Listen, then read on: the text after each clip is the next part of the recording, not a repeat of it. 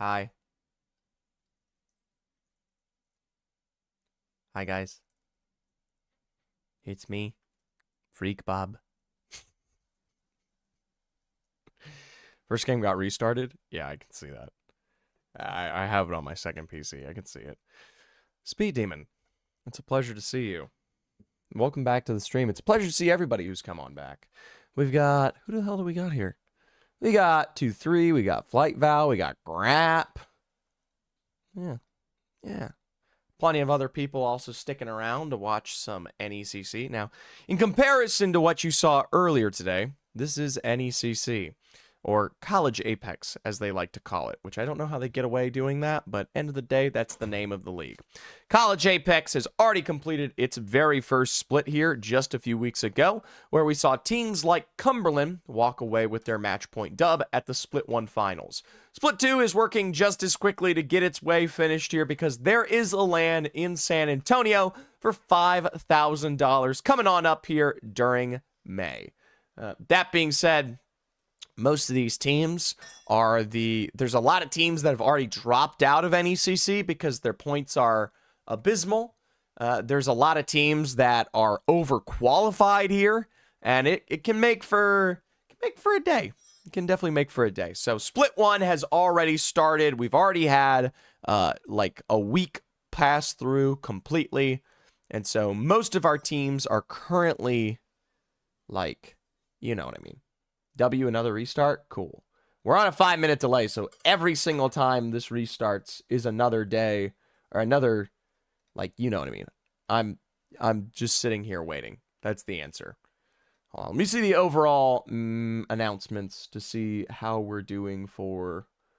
Have they done... Apex Legends, Comp Talk. Guys, have they dropped the current Split 2 points per match scoring? Yes, they have. Okay, so let's pop over and see what we're working with, at least for the start of the season. Fisher College, as good as they were in Split 1, for some reason on the final day, did not manage to qualify. They finished third. Instead, it was Cumberland and USM who have so heartedly been granted the opportunity to, you know, skip the rest of the split here. Remember, the top two teams get an automatic invite every single split to the Nationals. So Fisher College Navy was the dominant team last time around. They won every single match day. And here in Group A, they're looking to do the same. That being said, UCF Knight, St. Clair College, UW River Falls, University of Nebraska, Omaha, you will see none of these teams because we're finishing off our first round robin. This is day 3.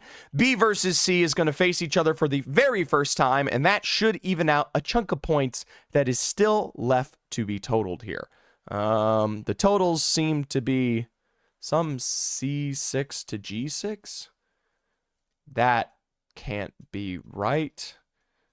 10 C5 to G5 C. Okay, so we're only taking the secondary. This needs to be B. Oh, what the hell? Okay, well, we got a giant team grouped listing that it's looking up on. Okay, whatever. So this one seems to be slightly better, but it's organized by team. All right, whatever. So either way, Mankato, Texas A&M, CSU Fullerton, teams like UCF Knights Academy, Champlain, or University of Oklahoma, SNHU, Muskingum, Ottawa Garnet, all these red and yellow teams are the ones that we will see facing in tonight's lobby. That being said, the best team that is currently in this lobby is going to be Minnesota. They will be starting here on the map for Storm Point in Launchpad. It is 2-2-2-2. The next best team is going to be Texas A&M, but they are playing as a duo today, so we look towards CSUF. CSUF, though, as a duo or as whoever's here, has always done relatively well. We're going to pop in the game already off the board. Well, let me just quickly get the brain rot going behind us. Make sure that is all set up and ready. Oh, clearly we need to switch this over to the other tab. There we go. Perfect. Let's make sure we get this all set in stone. Lewis, please do not. Be a good boy. Please get down. I have tea. Thank you. Love you. Okay, perfect. That should be good. Free Lewis? From where? He's cozy. Oh, I don't like that. This gotta be, like, better resolution.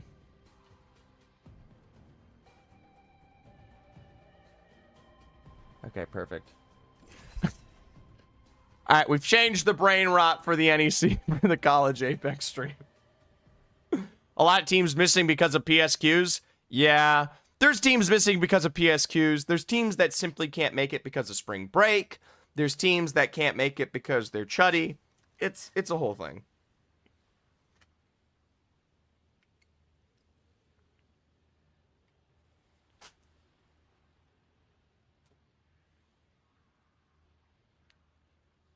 All in all, though, we should be in a pretty good spot here.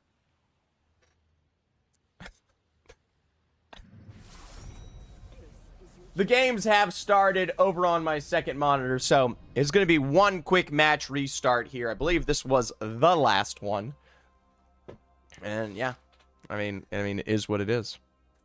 Can I solve this Rubik's Cube before the match starts? I don't know, guys. By the way, PSQs aren't even entertaining today because PSQs is literally just how quickly can I shit stomp the teams that deserve to be shit stomped. Because it's day one. And some teams have gotten a bye, but those that are now finally competing or have not gotten a bye aren't even like... You have like 2 insane teams per lobby in this round, and they just absolutely dominate. A couple teams survive, and then that's it. So...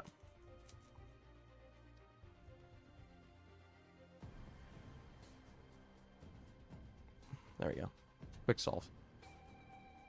Okay. Zephyr's stream. Twitch.tv/schmalzns. Correct. Oh, jeez. I'm gonna, like, spill this tea on me at some point. It's gonna be bad.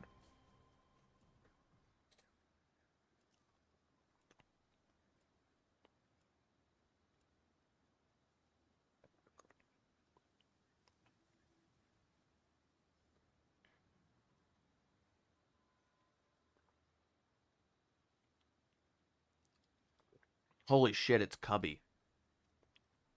What the fuck are you doing here? Welcome, Cubby. Welcome to my 3rd stream of the day. You're joining us for arguably the worst. You came up on Twitter, so I came to the real stream. That's fair. What the fuck is the face cam? It's Hit 2000's classic Surf's Up. It's the entirety. It's the entirety of Surf's Up. That's gotta be TOS. Well, no. As you can see, my face is in front of it, and there's no audio. Also, it's free on YouTube, so I can't imagine it's gotta be fine. It's probably okay. You know? Happy Feet is on there. See, guys, it's not the movie that's free that matters. It's just, you know, it's just keeping your attention. So there we've got Shia LaBeouf doing his thing, surfing around wherever he's surfing. And yeah, he's in Antarctica, and he just hit the camera. And we're going to see how Shia LaBeouf in the town of Shiverpool turns into a geeked out surfer. Also, we're watching day 3 of College Apex. So pick which one entertains you more, if that really matters. Cubby, how you been, brother? You've missed. We're currently on game 13 of the day. You missed the fun games. The fun game, we had playoffs earlier today, the first 12 games. Now we're in just the poopy but vibing. Slay the Spire kicks ass. What is happening? Well, right now, we have a low amount of teams, and Minnesota Mankato seems to be in the dire straits ahead here to get a couple of free knocks from up above. Meadsy with a long-range snipe onto Hassan Rodriguez. And I don't know who the rest of this roster is, but I can't imagine they will last for long. The Riddler will be the next one found, and for Minnesota, they're just good. I'm in here, lol, bro, doesn't remember me. Holy shit. How did you get past my moderation? You're the first one to ever get past it in a long time. That's so cool. I'll be honest, Val. It's been a minute. The Heston Larks, though, they're less than a minute away from... I mean, I don't even know what to say. They're just... What did we expect? Holy shit, that's a fat-ass penguin, bro. Look how fat that fucker is. We get hard-inted, so... Alright, it's a shame. I apologize for my lack of understanding of who or where or when or what college. Albeit if you said what college, I would definitely remember. I only see it. You called us Minnesota JV Season 1? Oh, are you freaking Minnesota? Are you fucking, Mount Vernon? Is this Mount Vernon? It is Mount Vernon. Mount Vernon Nazarene University.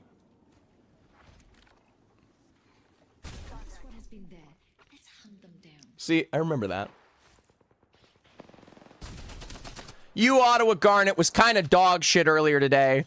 But you know what? Free KP there. They'll find a double knockdown, and it's just a difference in quality. One final chase ahead up to the high ground of Command Center, and it's up to Jetpack Gremlin to get out of the way. Granted, for you, Ottawa Garnet, a couple of full Thurston. I don't imagine this will last for long. Booker is quick on the heels of this chase, and even Faustus Festus is not far away on the zip line as well. Plenty of teams still left in the lobby for Texas A&M University, stuck as a duo. What can you duo? Get it? Oh, check out that Epion skin.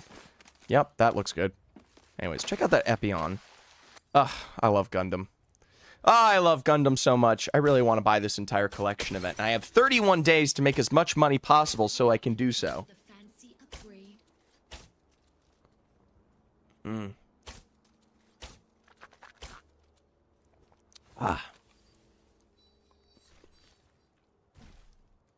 Well, that's it for Mount Vernon Nazarene. Cycle will find the full send finish. That's from SNHU Blue, so looks like Mount Vernon had run to Stormcatcher, but, you know, not much to say there. It is sad, Val, but it's just kind of how it goes, you know? Is Apex still the best BR? Competitively, yes. Is it the best BR in terms of, is it the best BR in terms of player base?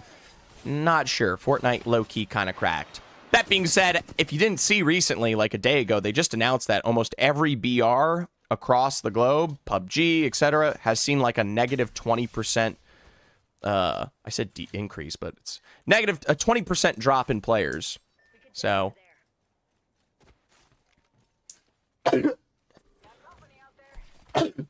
I still think Apex is absolutely phenomenal, but you know I'm by it. Is Arc Raiders a part of that?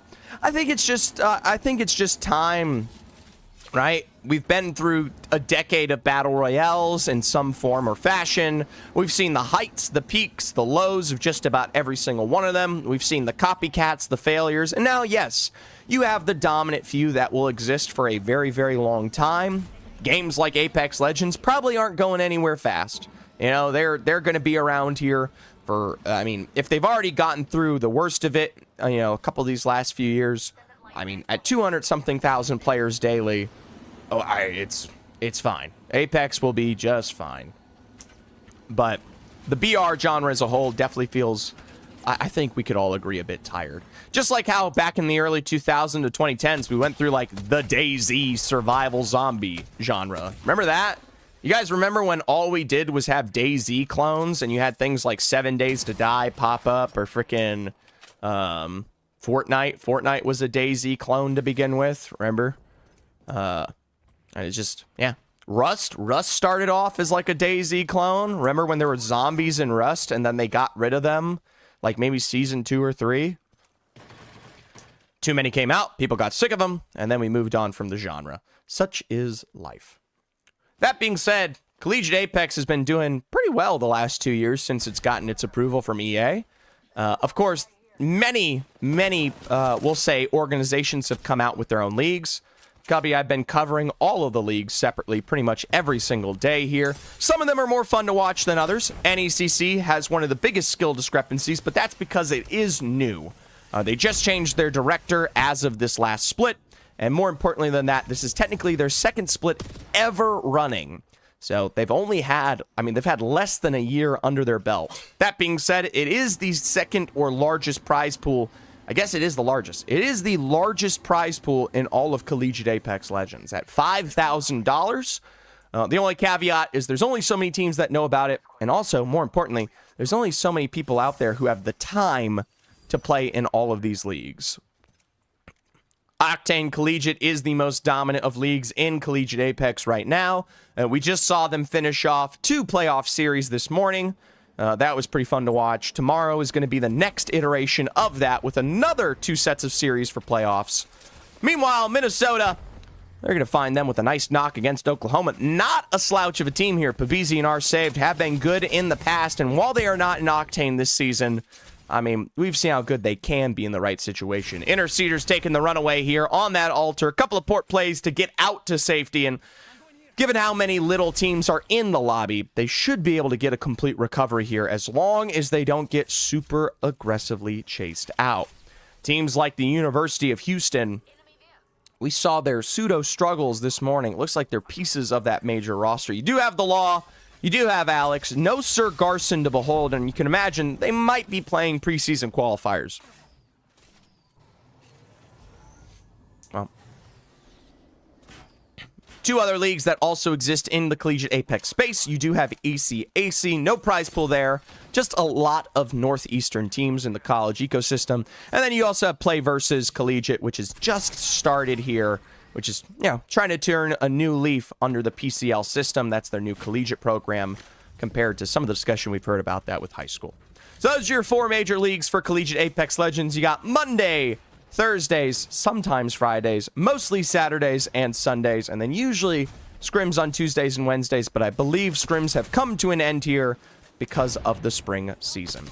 That being said, Psycho from SNHU Blue will represent as the next team to find a super duper knock. A couple of big beams. Crimson Monk will fall. This is CSUF Fullerton picked apart here, and with only 1 remaining member left to stand, I mean, he'll find his way up the hillside and should be a recovery. Well, glad you're still working hard on it.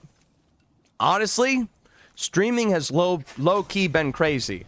We're currently up to 824 subs.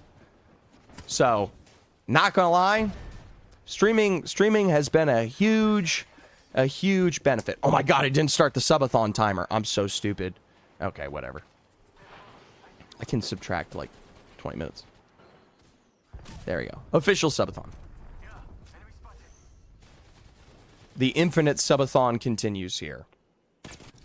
Yeah, you just missed it, Cubby. I don't know if you're still here, but I just invited like 8 collegiate players to my house on Tuesday and Wednesday from all across the country to compete in a pseudo Apex related torture session. It was very fun. Lewis, are you bathing me? Yeah? Thank you. You're very sweet.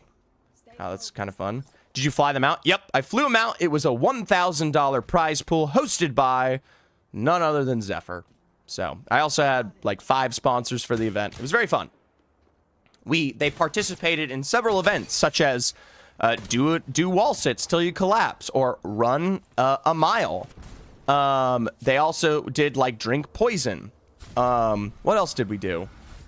We did chase each other with a blindfold. You know, just casual events. I also gave some of them knives, and they clearly showed that they do not know how to cut properly using a knife. So, either way, we're coming to the end of the collegiate season, and it's honestly been a blast.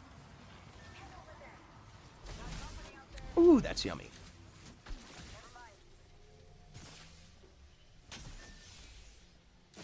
That being said, I'm just hoping to get more casting gigs eventually. It has been dire straits for casting, so I've kind of completely turned towards streaming this entire last, 6 months. From September all the way to March, I've been on that streamer grind. And honestly, it's been pretty good so far. We could do a little bit better. There's definitely things.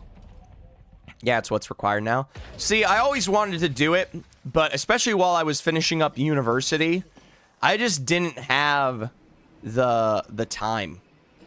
I mean, a STEM degree while also doing all the casting stuff on top of it was already enough. Streaming nearly every day just didn't work out.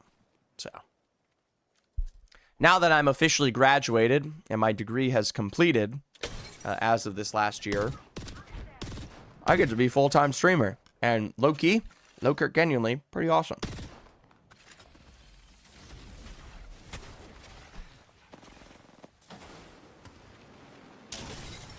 If Minnesota don't win this game, it's absolute chaos. Northern Arizona University quickly caught out here, and with one remaining member, Minnesota can pick and choose whether they chase this down or head all force all the way back up to the Spider's Choke and play this in a top-down finish. Also, Cubby, congratulations on NACL. I hope you're making some amount of money from that broadcast. But yeah. Yo, Davey Dorco. Welcome back. Today is the day of like 3 streams in succession, and tomorrow will be the same. I hope you're having a good time.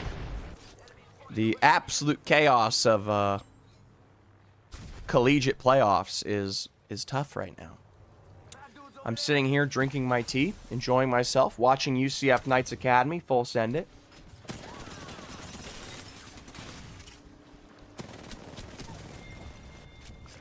There we go. What's up, Enlightened? Good to see ya. I'd say I'm locked, but realistically, I'm just waiting to see how Minnesota potentially win this game. Speed him. Wall down. That's going to be St. Mary's University wiped out, and potentially we might see them wrap around this potential fight for the UCF Knights Academy. Big burns and a blast there. Only a tick of damage for a single bullet away. We'll find those knocks, and instead it is Schmalls from the other side here that will help finish this fight. Minnesota could choke out UCF, but instead, let's pop on over to University of Houston. They hold top 3 height advantage. There's a Houston team. There's several. You got Sam Houston State. You've got University of Houston. You got University of Houston White.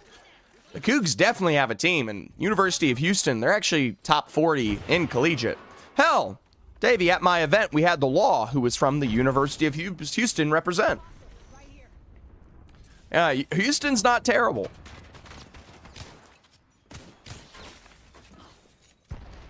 I was about to say, 9 times out of 10, you can name a state, and it's very likely that they do have a team. Well, speaking of Houston, I will say, currently in the dominant position to finish this game off, this high ground, as most of you know, converts to a game-winning play. Problem is, you got to hold on to it. And for right now, the University of Houston roster is currently struggling, I mean, potentially to do so. You've got teams like Minnesota that could always push into you for Lake Area Technical College.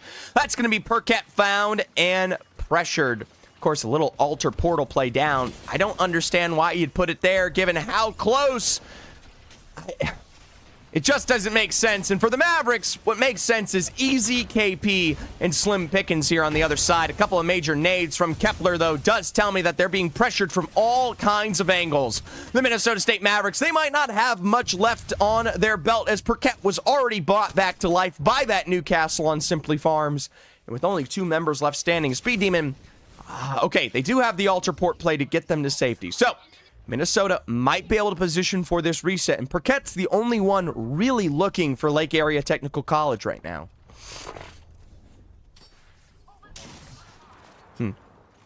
Well, Houston's back in it. 7 squads remaining. Is that Surf's Up? Possibly. Maybe. I can neither confirm nor deny if I'm watching the entirety of Surf's Up in the bottom right corner of my screen right now. Zephyr, you sound like you need a nice juicy badoozy nap. Honestly, I'm actually pretty awake. It's just the quality of the lobby, right? I mean, 9 out of 10, these teams are basically fighting pretty much all the way until finally round 5 or 6, where we actually see it collapse. Meanwhile, the rest of the time, you have like 2 or 3 good rosters basically chasing down the rest of the competition. SNHU will get the wipe on to University of Ottawa Garnet. And meanwhile, Minnesota, wrapped by Lake Area Technical College, could be University of Houston, keeping them safe here. There's Minnesota all the way on the backside of that tree. And whether they like it or not, they have to take that fight. Lake Area already with a knock of 2. Minnesota down to, well, none other than Schmalz himself, the GOAT, the LeBron, the ace in the hole here for Minnesota. Shot on either side as Perquette will be pulled back together from Simply Farms on that Newcastle mobile shield extended as Minnesota down to 1. A knock against Kepler. It's a 2v1 situation there. And for Minnesota, this is a tough place to exist. Instead, it's the law from afar. University of Houston with a snipe to succeed. SNHU now could wrap around the side, get the full thirst against Lake Area. Meanwhile, UCF Knights Academy moving into that Houston territory. Also, yeah, not happy fate, but definitely Penguin adjacent. I think it's hard to get excited sometimes when it's like regular season stakes. And there's so many teams that just like Lake Area Technical College just got we have this incredible storyline with Lake Area Technical College there where they get super lucky, right? And they have a great fight against Minnesota at the help of the University of Houston. They even get full reset. And then SNHU just shows up and instantly deletes them. Not competitively, not a real fight, just completely deletes them. They are dead. Now, because of that, things like standard macros, they just don't apply. A lot of the time, you get into situations where it comes down to raw, applicable gun skill. Steak? Steak? Did I say steak? Yeah, there you go. Howdy. Howdy, Davey. I love that emote. I love that emote so much. Yeah. Yeah. All right, top 3 here. UCF Knights Academy. Push is available. University of Houston on the inside. You want to be careful how you approach this fight because the minute you get into a bad situation, you've got potentially a third party from SNHU. The climb up from Croissant there is going to be, well, the UCF Knights Academy. Knock of 1 here. A couple of big beams out from the Maggie drill. Will pressure some of these rosters back, but Psycho is kind of trying to look at this from SNHU. Meanwhile, UCF Knights Academy, an alter portal play will allow their team to recover on the opposite side of the fence. That could push the likes of UCF Knights Academy and SNHU into each other. Looks like Croissant full thirsted from that SNHU pressure. And the Knights Academy really no better with SNHU on that other side. The only hope in saving grace for Houston making this a very clean dub is if we see a knock from UCF onto SNHU. Remember, currently as a trio, they have this entire backside of the wall completely safely in play. No. That zone will change things. A nice drill from afar from the Alex, and we're beginning to pressure SNHU further down towards the southern side of zone here. It's not completely perfect as UCF Knights Academy, they've just pulled for a late game revive, and now they present themselves right in the heart of zone underneath University of Houston here. That's going to leave a lot of big space available for SNHU. Academy trading for Hyde. Alex with a knock on to Croissant there. Yeah, though, University of Houston doesn't go down at all. You're shot in the back just as quickly as they peek him for SNHU. They no longer have to deal with all of this pressure. A quick battery from Alex on the other end will allow them to face full health success. Croissant full thirsted. SNHU trying to peel in as much as they can, but just as quickly are forced to the low ground. A knock onto the law tells us that University of Houston are down a member now, and it is going to be potentially a 2v3 scenario against SNHU, with Alex the last one remaining here. SNHU Blue quickly third party and pick up game 1.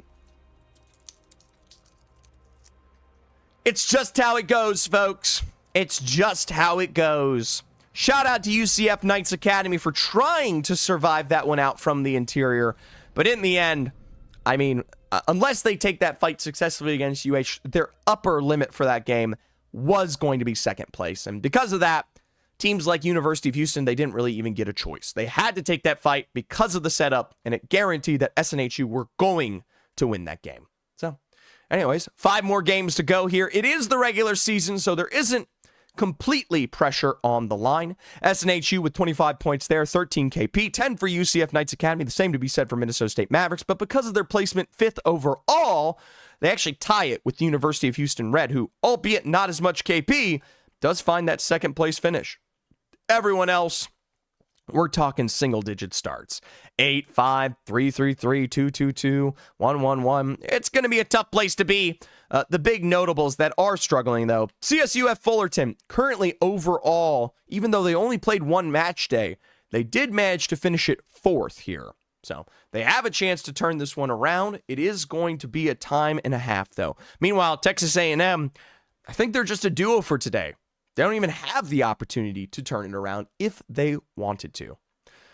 Looks like Minnesota State Mavericks do start out a little bit rough, but it's Minnesota. They're going to turn it around at some point here, whether you like it or not. Just how it goes. Oh, I had a cat on my lap, and now I do not. He was very cute. I miss him dearly.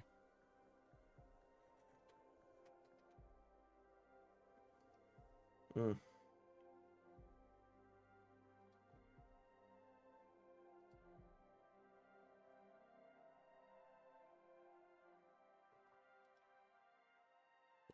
going to check the open standings. I mean, not going to lie, a lot of us care about the open right now. So we're going to check them. ALGS open. All right.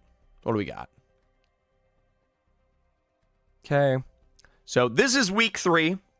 Right now, we're obviously huge fans of USM. But this is day 1 of the Open in the Americas. So round 2. All right. We're on round 3.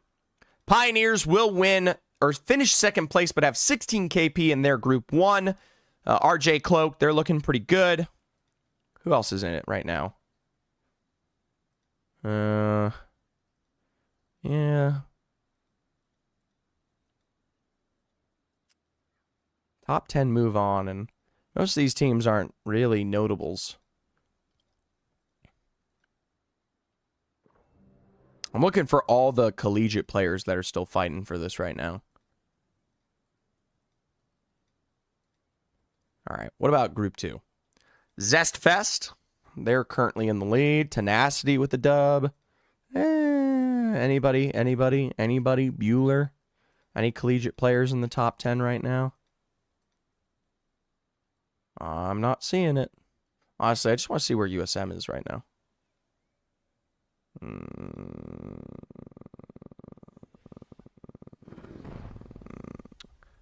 What group are they in? Okay, USM is currently 7th in Group 5. They have 5 points, but granted, it has only been 1 game for them. Dallas with 2, Zach W. Keys with 2, and a 12th placement. Not really a solid placement. In their lobby, they have teams like the Gamblers. Narwhal Boy 360 and T-Mick are playing together. That's a sick collegiate pseudo team, especially Narwhal Boy from University of Utah. Any other big teams? It's kind of hard to check. Low-key, I might have to check at the end of tonight when we have the final 4 groups already decided. KSU Black, currently in Group 7. They Kindly Monkey, Limbox, and Elixirs. They have 10 points. They have already finished 2 of their matches. So they're kind of slightly ahead here. We'll see how that goes. All right. Anyways, we're back into the game 2 of the day. Minnesota State Mavericks did start this one off last time around with Heston Larks getting chased down in that devastated coast area. I don't expect to see the same. SNHU Blue are winners of Game 1. I don't know if they'll do the same. Ultimately, I also don't think it matters. They're a team that is rarely not guaranteed finals from their overall competitive nature. Now, I am seeing 15 squads left with 45 players. That is telling me that teams like Texas A&M are going to be a full trio for this game. Okay? And it looks like, yeah, Texas A&M does field a full trio. So, scratch whatever I said about the duo start and being unable to perform. They now have the opportunity to turn this one around, especially because they've got the firepower to do so. For LCU, I mean, we love Draft Sensi, Blam Slam, Jesus, and Bio. But against the UCF Knights Academy, they are outgunned. All right? In terms of quality between these two rosters, I take UCF Knights any day of the week. Zephyr's going to take a quick swig of his tea.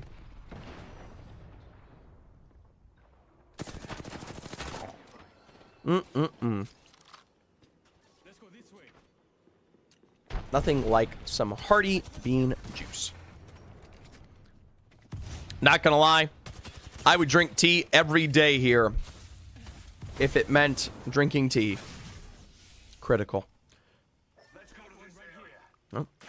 LCU, a drop down finally, pressured by the UCF Knights Academy. Croissant taking a chunk of damage from the gas traps on the other end. Meanwhile, finally, EMP plays. That will coincide with the gas traps resets here. That's going to be LCU facing their first knock found. And on the other end, Bam Slam Bio. They're only but seconds away from complete elimination. Like I said, 9 times out of 10, I'm taking UCF Knights. Honestly, 10 times out of 10. Also, Davey, if I'm not drinking sweet tea, that's not me.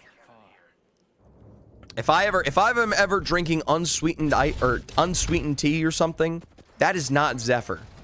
That's some mongoloid. University of Oklahoma will die to SNHU, and Heston are just as quick to fall to the Minnesota State Mavericks down on that southeastern side. Looks like we got a little bit of that Pylon Jurassic finish, more notable towards the likes of Pylon. So that's why you see University of Houston make that grab lift exchange. Now, realistically, you could get every team alive in this lobby. All 12 of these teams should be able to survive. Problem is, you got Texas A&M running and gunning it. A Sheila out and a Trident in play. There's Ark trying to track this one down. Sadly, the setup does not look like more than a clown. Minigun Go Burr is the name he calls himself. End of the day, the R301's looking like it's actually finding itself Go Burr. A little quick, try from the charge rifle there. It's going to be Grap that finishes off Current Mud from Muskingum. Another remaining member quickly leaping away through the Octane pad. And the double jump will stop Grap's tracking. But, he's literally a single bullet. Un, dos, tres. That's it for Merlin here. And for Muskingum University, they're stuck as a solo. A quick drone extended. Muskingum, though, quickly has escaped towards that Cascade Falls area. And honestly, a lot of these NECC teams are learning when you see pressure, when you see threats, you might as well run away because they could be Fisher Esports, who albeit isn't in the lobby tonight. That's just the strategy you have to work with to survive. Now, CSU Fullerton and Houston, a 1v1 to finish off the fight here in Pylon. Maybe to call the Castle Kingdom come home. It will be Houston wiped out, but it's not by their rivals. It's not by Fullerton. It's not by neither. It's a U Ottawa Garnet third party into the place of POI. And, that's just how it goes. St. Mary's University, Halifax. Say that one 3 times fast. St. Mary's University, Halifax. St. Mary's University, Halifax. St. Mary's University, Halifax. Okay, it's not too bad. Either way, most of these teams have completely given up on the concept of sending... Oh, Ark bought the whip! Oh my gosh, Ark has the Epion heirloom whip. Dude. Okay, hold on. LATC, they're going to be on the runaway here, down towards the Black Sands. I don't know if you guys know this, but I'm a huge Gundam fan. I was already talking about it on stream earlier today. Here's my Gundam Unicorn, which I guess I'll just very quickly do this. Check this out. I'm a huge Gundam fan. So this specific collection event was so important to me. I've yet to buy anything from it, and it is so hard not to buy anything from it. It's like Apex might, for the very first time, actually get my wallet. Which is insane, because I've never spent... That's a lie. I did buy 100 cases one time just for fun. Like 3 years ago. Is that Surf's Up? I love how you guys keep showing up. It's like the regulars. You guys keep showing up and you're like, holy shit. We putting Surf's Up on as the brain rot for today? Yeah, it is. I found out it's free on YouTube. Just like, it's just completely uploaded on YouTube Movies. I don't know. Kazi spent 100 on event packs and no skins. What? Kazi spent?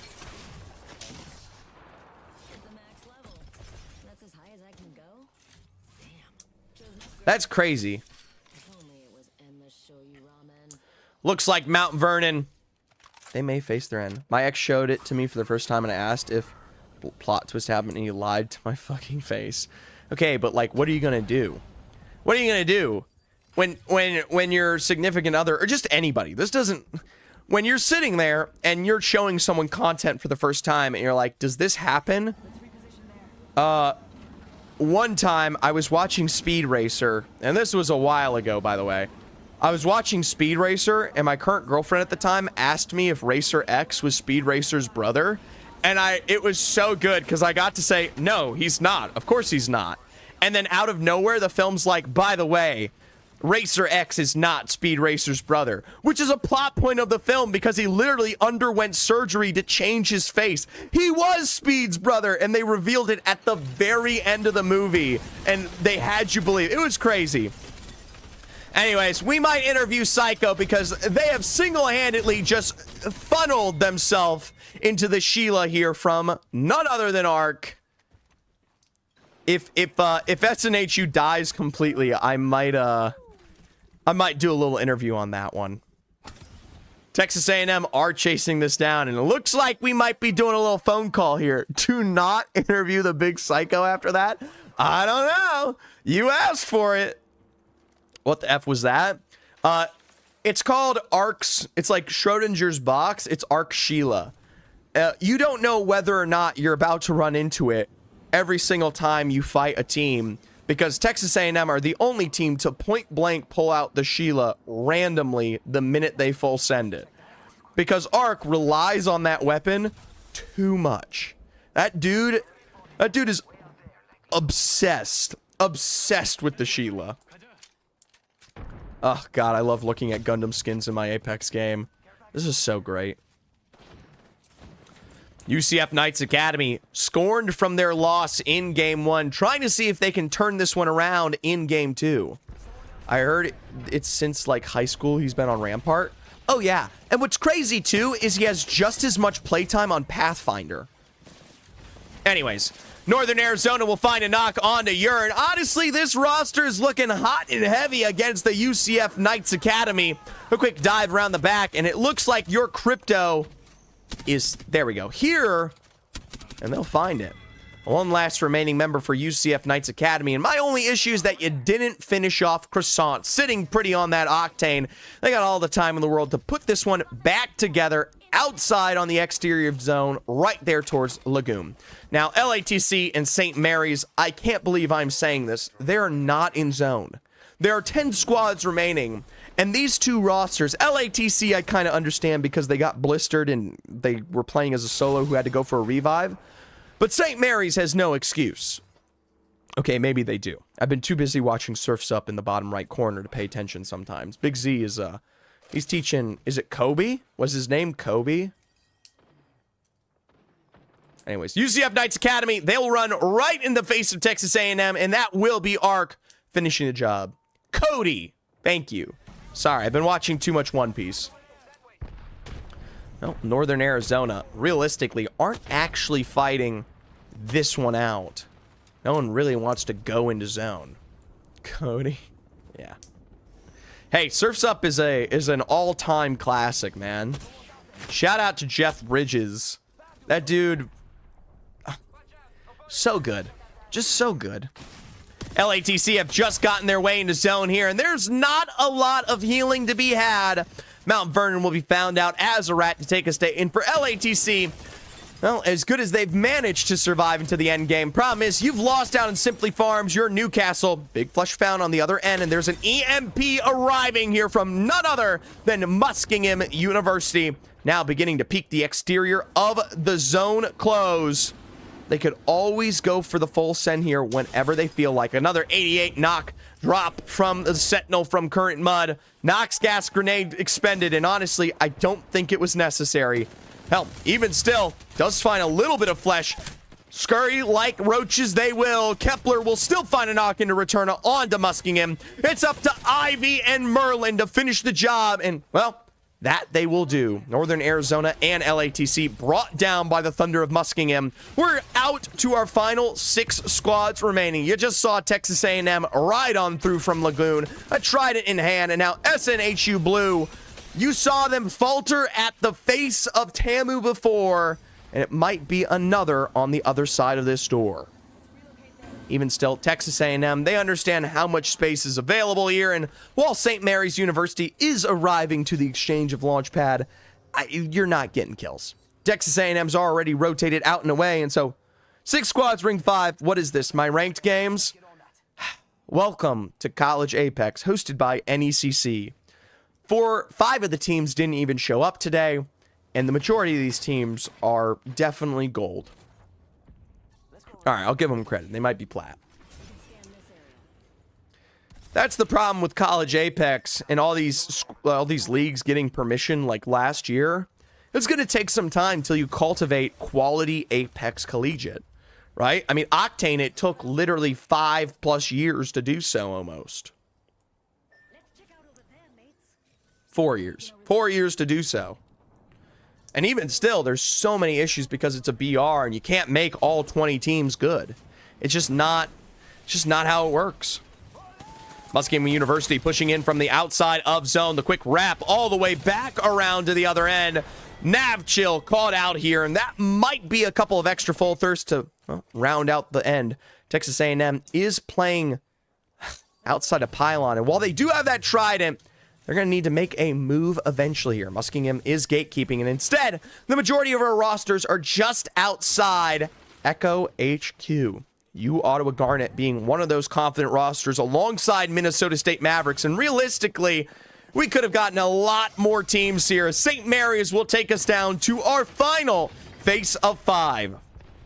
U Ottawa Garnet, honestly, they might just as quickly be eliminated here because there's no one in zone, which means this is a very confident and secluded 3v3. One last break on the door. Kraber in the hands of Meadsy. No hipfire shots found, but Schmalz and the rest of the Mavericks will at least knock Booker in the meanwhile. A couple extra breaks from Speed Demon on the other side as Festus finds return on Schmalz here. 2 remaining members. Minnesota State Mavericks finally crossing on to the inside. A piercing spike's dropped in a big beam of the 45 there. Flush found a recovery. The doors closed. U Ottawa thirsted, but it's because Texas A&M have arrived as a third party. There's barely any time to get themselves pulled back together, but instead, it's Meadsy with the Kraber. Meanwhile, SNHU have also pressured themselves into the same building. And now it's up to Ark to look for reset recovery. The Sheila is his only faith. The Sheila is his savior. This is a man who relies on this ultimate, whether you like it or not. Rampart walls ticking. Nowhere to go for Ark. Minnesota State Mavericks peeking around the back. Cracks on both of the Rampart walls. They can't quite peek this super confidently because of SNHU. But I can't imagine you'll see Ark for long. Texas A&M finally thirsted. It is Psycho with a knock of the nade. We're down to the final 3 squads remaining. Muskingum taking their time. SNHU and, well, Minnesota State Mavericks, a full force as well. It looks like everybody should be able to get a reset off, especially if SNHU is split here from that fight. 3 squads left with only 8 on the board, though, tells me that it looks like SNHU is a duo for this game. Nice little hippie on the edge of Meadsy there. That's going to potentially push Muskingum out and into the fight against SNHU. For Minnesota State Mavericks, this is a game they definitely want to try and win here. They lost that last one, top 5 for SNHU Blue. We saw them, a catalyst for success, but now stuck as a duo, maybe unable to find their second win of the day. Yeah, I mean, when you got Minnesota watching you with the Kraber, there's no chance SNHU are going to pick up another win here. I mean, hey, end of the day, you got four games left to play. 1 remaining member for SNHU. This one's going to be a Muskingum, Minnesota finish. Now, granted, Kraber is in the hands of Yoprowai. Problem is, you've got Muskingum University just as quickly wrapping right behind SNHU. Psycho's brought down low. Your bro Y is going to try to come around the back here. Hey. Ninmakolo! I thought you were following. Like, actually, actively. Like, I'm not even upset. I don't care if you weren't, but I genuinely thought you were following previously. That's crazy. Maybe Twitch is making you guys unfollow me randomly and rapidly. I might die. It's a shame. Well, Muskingum University, they've got themselves set up on height. SNHU blue. They're going to try as they may. The Kraber shots are just not landing for your bro Y. Minnesota State Mavericks. They got all the time in the world to pressure them out to that low ground where they might have to face Muskingum. This Kraber this time for Meadsy, not as productive. And remember, there are Krabers on other sides of the equation here. 3 squads down and another full set recovery for SNHU to that low ground. I think Muskingum have actually actively played for a better high ground than Minnesota. Still, Schmalz is looking here right around the wrap. Muskingum finding their damage, though. They want to capitalize while they do have success. A Nox gas grenade around the back, and Current Mud is blistered by the remnants of Minnesota being here to punish. Meanwhile, SNHU Blue quickly climbing all the way up to the HQ area. They want to see if they try to take advantage of the rotations here found. Schmalz will be picked off, and I can't believe I'm saying this, but it's a 2v2v2 for the end game. Looks like Minnesota, though, have given up that position on top of Muskingum, and Muskingum might be able to pull themselves back together as a trio. A quick rotate out and away, and that's going to be the full thirst onto Psycho. SNHU now as a solo, and yes, Muskingum University were allowed to get that full reset off after the send. Your bro Y down to the low ground, and with just a couple of shots here, this should be Muskingum picking up, I mean, some kind of a full thirst on this ring around the rosy. Well, either way, long-range beams from Merlin here. It is Muskingum's game to lose. Your bro Y is just trying to be a nuisance on the edge of play. Meadsy will be beamed out, and with Minnesota, 1 remaining member, and not much better to say for SNHU. That'll be them out in third. And for Minnesota, yes, it's a heal, but it's going to take a lot of success for Speed Demon and Meadsy to pull off a dub here coming out of this game. Ivy, Merlin, Current Mud available, a 3v2 ahead, gas traps leading here, blinked and bombed out. Minnesota are deleting where they can. A 45 will punish for 65, but the problem is the Mavericks are slowly burning out here.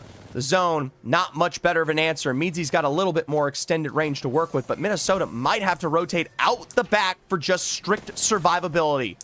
Muskingum may have lost them in the sauce, but the minute Minnesota are forced to drop down here, Muskingum's got your bead. Instead, it's Meadsy, a slight height to his name. A Kraber is peaking, a stairwell ahead. He needs this heady to turn the tides for Minnesota. The missile swarm will find its land. 150 starts, beams around the back, another crack onto 2. Muskingum is low, but there's no full punishment for Minnesota here. That was their moment, and they squandered it. A quick heal from Muskingum, and now from up above, they get to lay this in before their final moments. Gas traps down early, a full knock send onto Meadsy. He will find the pump. Speed Demon's traded, but Muskingum, they simply have the numbers advantage. There was a moment. There was a shining light at the end of the tunnel, but they just barely didn't come through. They had to send it. They had to set up, but the problem was there was a minor separation from Minnesota there, and it was hard as it was going to be. It just didn't work out. Congratulations to Muskingum, though. Controlled, slow, a 3v2, and a guaranteed dub, even after resets, revives, and full send finishes. Your scoreboard, though, as we work our way out of Storm Point. SNHU Blue still in the lead with 40. Minnesota now jumping up 2 placements to 33 points. UCF Knights Academy will trade with them as a result. Muskingum University with their win at 21, now all the way up to 4th place. And University of Houston Red dropping down just a little bit since that game. They only dropped 1 point. Ottawa remains in 6th, but Texas A&M, because they got all 3 members back, they put up 11, and are now 7th overall. LATC, Northern Arizona, University of Oklahoma, all taking a couple of trades there, as realistically, we're still waiting to see if CSU Fullerton can maybe pull this one back together. Bangalore is going to be banned going into this next game, which isn't particularly stereotypical. Usually we start to see things like that alter ban represent, but hey, is what it is. I'm going to just bring this back to in-game. I'm going to go quickly use the restroom. When I come back, we are moving maps here onto E-District. Excuse me, Unicorn Gundam. My sweet child. What I will do when I get a house or something. Get more racks. Oh.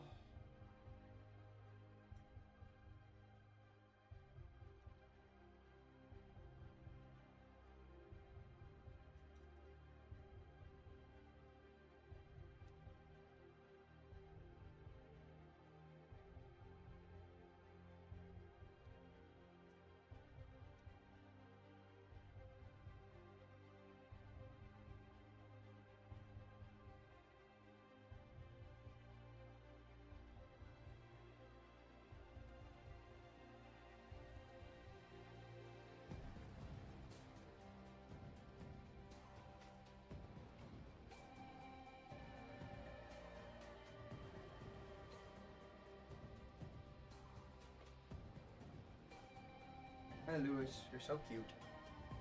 All right. Icarus, good to see ya. Welcome back to the stream. We are officially almost halfway through. Actually, we're over halfway through Surf's Up. So if you wanted to know how long you have to sit here and watch Apex to have a complete series, it's almost the entirety of Surf's Up. 2 Surf's Ups. My favorite femboy is here. Oh, that's a choice. RRR. Please get me into game. I just checked my phone. What am I doing? All right. Quick solve of the Rubik's Cube while we wait. You know, I love covering College Apex. And by College Apex, I mean this specific league. It's literally called College Apex. It's just a shame that I won't get to see how it finishes out because I will actively be, you know, somewhere across the country working a different gig, you know? And College Apex can't pay me the rate to best, you know, what I'm making elsewhere. So it's like, I don't have a choice. I got to make my money. I got to live, right? Which, that always sucks. Because it's just like, it's such a shitty situation where you're like, I care about these teams. I care about who's competing. It's obviously a very, very fun competition to witness. Hi. You doing little zoomies? Zoomies? Zoomies? Look at you. Zoomies.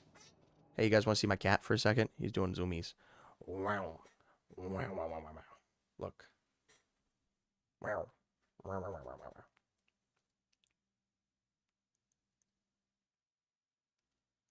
Bouncy, bouncy, bouncy. Okay. Ready, set, go. Go. All right. There he goes. Quick Lewis check. He smells like dinner. Well, it is what it is. It's like I sit here and there's 12 match days, 2 split finals, you know, all this discussion about, you know, the teams, etc., yada yada yada. And then we get to San Antonio, which is supposed to be this big $5,000 finish, and I just have a conflict, you know? And it's just going to suck because I'll be sitting there loving what I'm doing, you know, at DreamHack and whatnot. I don't love that. I mean, I'm saying I don't not love that. I absolutely love that. It just sucks that they happen to be at the exact same time. So there's, I mean, what can I do? And so it'll turn into me watching the stats from afar, checking out how it finishes way, way, way, way over across America. And I honestly hope the folks... Yeah, also, what sucks the most about it is it's in San Antonio, you know? You know how easy it is for me to go to San Antonio, meet the teams and players again, say hello, work the event, have a great time doing my professional thing, casting, loving Apex, etc. Instead, it just, damn, kills me. It's like you want to support the new beginnings of stuff. You're so close yet so far. Is what it is.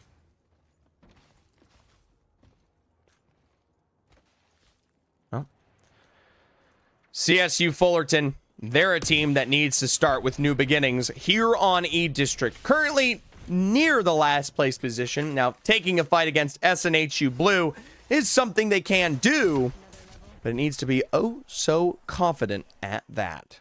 Psycho, too much luck, and you bro why. They are definitely the type of thing to easily capitalize on any kind of mistake that you may make. And for CSUF, honestly, they're not a team that is stereotypically this far behind. I mean, they've showcased time after time how well they can play when in the driver's seat. So, instead, Crimson Monk allow, truthfully, at least for right now, just slowly trying to sneak up. Just slowly trying to sneak up. Texas A&M, Mount Vernon, and the University of Oklahoma. I wouldn't say a full Southern rivalry, but plenty at that for an exchange here. A couple of snipes from Mount Vernon, Nazarene. That's Flight, Thomas, and Jetpack Gremlin looking for the crossed exchange. And this is the moment where you turn myth into legend here. Flight, Thomas.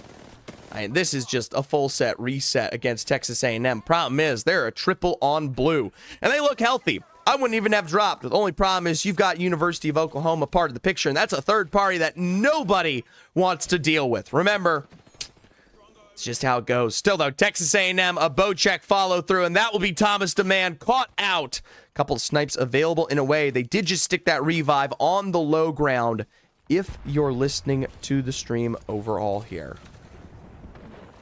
Well, I'm turning up the NDI source because it's just a little low for my liking. You know? Let me know how that sounds, guys. I think that sounds good. Whoa, okay. That bomb was loud. Maybe somewhere in the middle. Oh. Even though they get that revive off, it's none other than Texas A&M for the finish follow-through. A couple long-range snipes. Thomas the Man will be re-knocked there. Mount Vernon Nazarene, nowhere to go. A little pressure from up on high from Jetpack Gremlin. And for the rest of the Texas A&M roster, this is a quick finish where they can find it.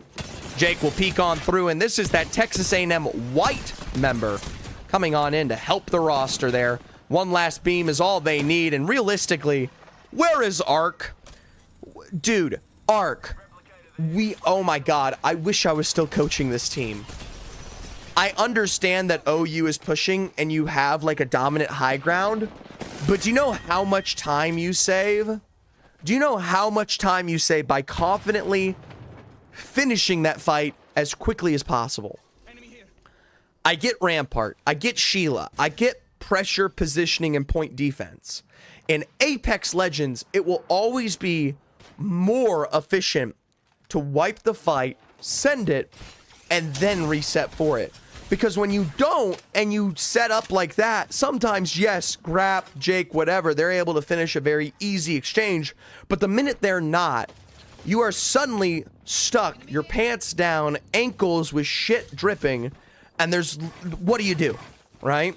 Now, Texas A&M are permitted to run away from this exchange, but that is the type of stuff that, I mean, I have been so critical about with this roster that they need to fix.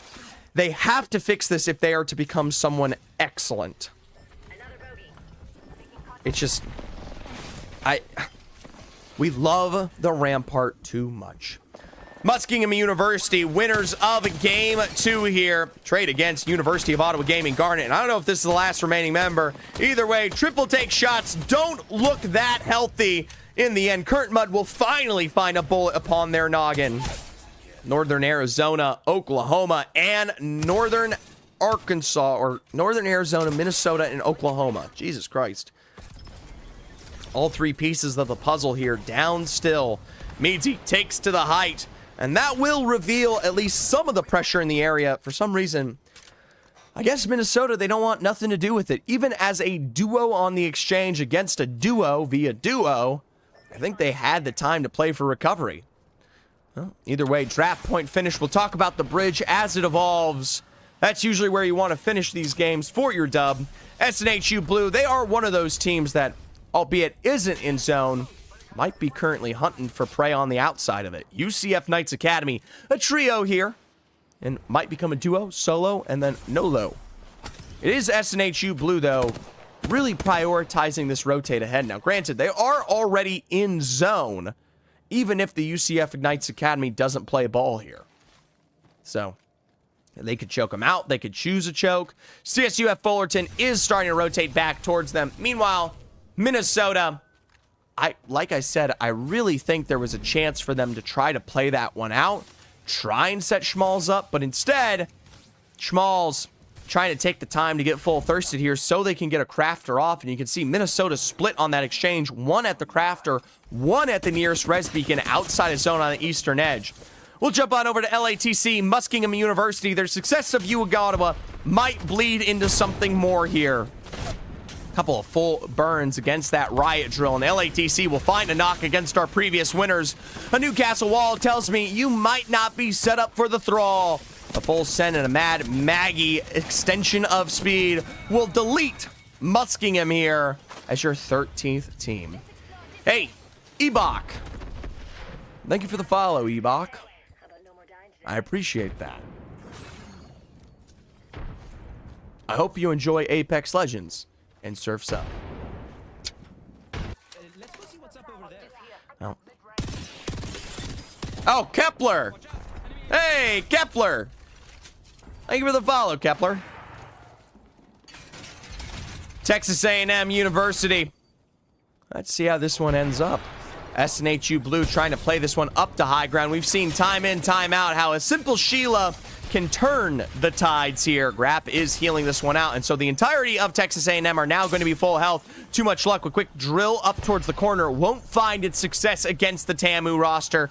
You have to wonder where the rest of them have gone. Instead, it's a last-minute evac play. Triple take on the crack, unable to find the knocks where they need them, and instead, it is TAMU getting out of dodge. Looks like it was the reset from Arc to get them out of the picture. Now, Crimson Monk, they got fights of their own in the kill feed there that we just saw. Plenty of teams still trying to work their way in. SNHU Blue, they'll turn their attention towards some of these later rotating teams stuck on the south side of zone. There's the triple take, 66, a lifeline ultimate down here. And while a drill and a massive snipe, University of Houston, they still have to pay their respects. There's the Mad Maggie ball, and I can't imagine it's going to do much in the face of the lifeline ultimate. Still, though, the minute you peek out here, you are stuck on that low ground, and SNHU Blue, they stop. Oh my god, Psycho's playing Bloodhound? What the fuck? Why are we playing Bloodhound? Okay, I know you guys said not to do a Psycho interview. This time we might unironically need to do a Psycho interview. Why are we playing Bloodhound? This is some freak type shit, bro. Alright. Too much luck, Psycho and Yabroai. They'll work their way on the choke of this zone. Granted, I think they let Oklahoma slip on by on the low ground here. Granted, Oklahoma can play towards the northern edge. They don't even have to fight this if they don't want to. UCF Knights Academy are slightly nearby, but for now, we'll jump on over to the final remaining member of Texas A&M. Double Sheila Walls, and that's a knock of one, a knock of two, and the Sheila has turned it into success here for Arc. A quick battery could be the difference maker. Still has that Sheila available as Navchill could be looking. And Arcstar doesn't even find purchase for Navchills. Arc will drop his own ordnance down. He's got the 2020's bow check, and like I said, Sheila to work with. Remember, though, Arc needs to heal this one out. Hell, Navchill needs to heal. It's too late. Navchill didn't take the time to heal, which means Navchill is dead, and St. Mary single-handedly is wiped by Arc. Talk about hell in a handbasket. How many times does this man put his whole onus into that Sheila as the saving grace for Texas A&M? Now, here's the problem. 11 squads remaining. Yes, it's KP. Yes, it's a lifeline. Not the character. Problem is, even with these two being delivered to the beacon, you are gatekept by Fullerton and so many of these other rosters here on the other end. 11 squads left, and I can't imagine we'll be talking about Texas A&M as one of those final rosters. Instead, LCU, Minnesota, UCF Knights Academy, and yes, a little mirroring from CSU Fullerton behind UCF are the teams we talk about inside the zone. Now, with 11 squads remaining, I reiterate this every single time, especially when it comes to College Apex hosted by NECC. All of these teams can get in zone. Every single one of them. It's just going to come down to the survivability of these rosters. University of Houston Red, LATC, SNHU Blue, finally really starting to move into positions that will convert towards this next close. Houston Red shot out a little hard light extended there from that high ground. And with 11 squads remaining, I mean, I can't imagine the Minnesota State Mavericks might let them go here. SNHU up above LCU. This is an easy fight for the SNHU roster whenever they get the chance. Bio, Giraffe, and Blam Slam at any given point can finish the job here. UCF Knights Academy, that's going to be the riot drill from Fullerton. And I don't even know where the Fullerton roster is in comparison. They are so far away from this exchange that UCF Knights Academy are able to get the full reset. Heston Lark, south side of zone, a fight to their own name. Fight to their own game, really. I mean, shit. University of Oklahoma, I believe. This is the team trying to set themselves up for success below them in this building. Problem is, I mean, while this does convert to an endgame position, at some point, Oklahoma will send Heston here. Big burn on, wow. Huge burn utilizing the drill leads to an immediate drop of the conduit ultimate, and I feel like that's an exchange that is not worth the trade. It's a simple beam of the drill, and then you're dropping a complete zone control ultimate for, I don't know. They're feeling the pressure. That's all I can say. CSUF, we saw them on the low ground, and it looks like it hasn't gotten much better for them. SNHU, LCU, and yes, like I said, Fullerton, all competing for the same area. Houston, Minnesota, Texas A&M, now really starting to get towards that bridge. I'm going to tell you right now, whoever wins this exchange against Oklahoma is going to be a critical exchange for this final end zone. Oklahoma trying to fight their way up the stairwell, running straight into the nades that be. Big beams around the back will leave Riddler with nowhere to answer his questions. Instead, Oklahoma will take the high. The Sparrow's ultimate will provide the entry damage, and Oklahoma have taken a critical building away for this end zone. Heston down to 1 in Oklahoma. Well, they got all the time on the world in this close to set themselves up here. That full drop onto that little ocean spread, that Lake Alley ahead. That's going to be the difference maker. UCF Knights Academy. Easy damage found. A little beam from afar, and that'll let you know that this is Texas A&M. Jake, the first knock, and while Ark is on the inside, you have to wonder, where is the Sheila? Here's the peek onto the stairwell. Fuzz trying to trade this one out. Bombardments exchanged from Grapp, and yes, the Sheila is available. Grapp taken low. A dive for the 2020s. Breaks around the back here as Grapp is ticking away, but finds the bat to save it either way. LATC wiped out by Fullerton. 10 squads to finally iterate. That'll be Heston dropped in number 10. Fullerton for a reset of their own as they come through for a third party against the Knights Academy. A nice following drop from Allow there leads Fullerton to another fresh piece of KP. One remaining member of UCF, and for, well, Texas A&M, that's going to be Ark caught out here. You need to stick the revive while you can. At least one member from Texas A&M needs to make the exchange. Instead, Jake will get knocked by Truthfully, and with only Grapp left standing, Texas A&M will go out in 9th. SNHU Blue will turn to them. High ground galore. These bridges can convert for dominant end zones there. Yabro Wine, too much luck though.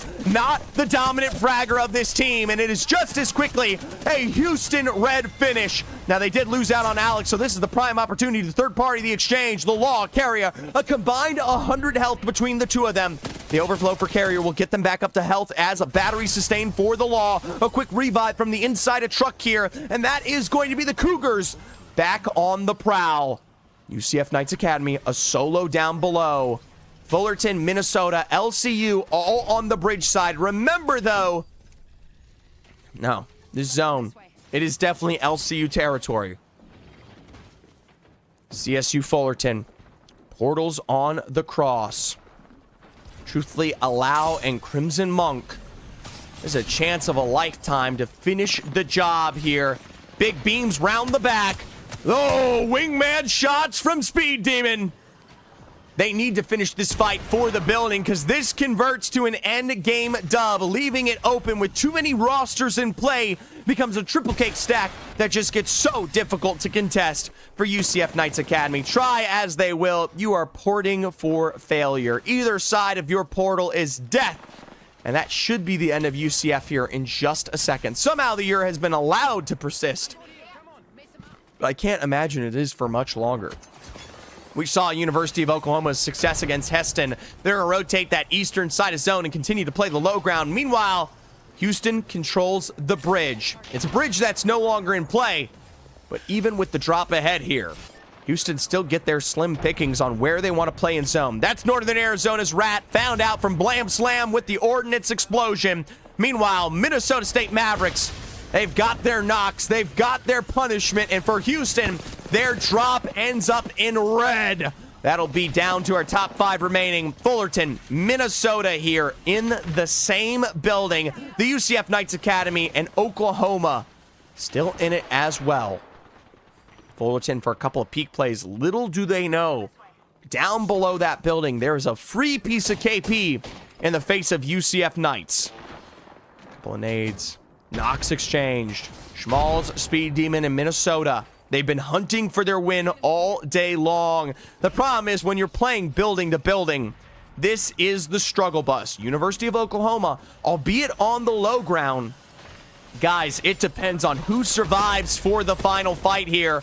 Meadsy, though, a knock on to allow, and Minnesota are trying to clear up the height while they have the time. Remember, LCU, they could easily look for either a kidnap or a play to third-party this exchange. LCU portals around the back here. There's the EMP from Bio, but it is going to be broken by the Minnesota State Mavericks. That's a huge turn, and Fullerton, in the meanwhile, has gotten a reset. LCU caught out on that other side from Fullerton, a drill from the other angle, and that is LCU back up to their high ground here. Now, granted, both of these buildings relatively in for the end zone, but no response yet. Shout out to University of Oklahoma. Depending on how long this fight takes, like I'll tell you, this is the science. If there's just one team playing from this high ground, University of Houston do not win it for the final fight here. But if Fullerton, Minnesota, and LCU are contesting on these drop downs, that could be a very easy third party from Oklahoma here. Fullerton and Minnesota likely to lose their building spread early. Meanwhile, Oklahoma taking their time on the very center of zone. Truthfully, with a knock on to Meadsy, C-Demon with the follow. It's up to Schmalz, the main man, to finish the job. That'll be Fullerton, extended finish and finalized by UCF. Schmalz with a quick heal around the other end. And with 4 squads remaining, I don't know if Minnesota will ever get the time to recover here. Instead, a full send finish, and it is Ur from the UCF Knights Academy that has been a thorn in the side of all of these teams. University of Oklahoma down below. Couple of nades extended. Giraffe Sensei, Bio, Blam Slam. They may have height, but Oklahoma has the gun skill. I like that Sparrow's ultimate. They're forced to burn into it. Remember, another one available for Interceder. There's the Mad Maggie Ball. Dropping the ultimate would be critical, but the 99 is what they will pay their dividends with. University of Oklahoma, a game 4-3 dub. Fuck. Said it wrong. Coco, there are 18 games of Collegiate, both Saturday and Sunday this week. We've got Octane, followed by NECC, and you just tuned in to this one. You see what USM did round 2? Well, I'm going to check this scoreboard first, and then I'm going to take a little refresh and look-see-dook-see.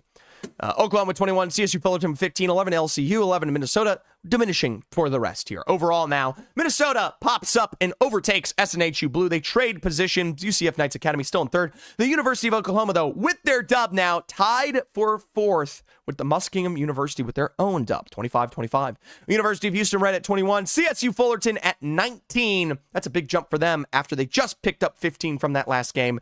Texas will fall. Ottawa begins to fall. LATC. And hey, for LCU, a second place finish. That's their best performance we've seen.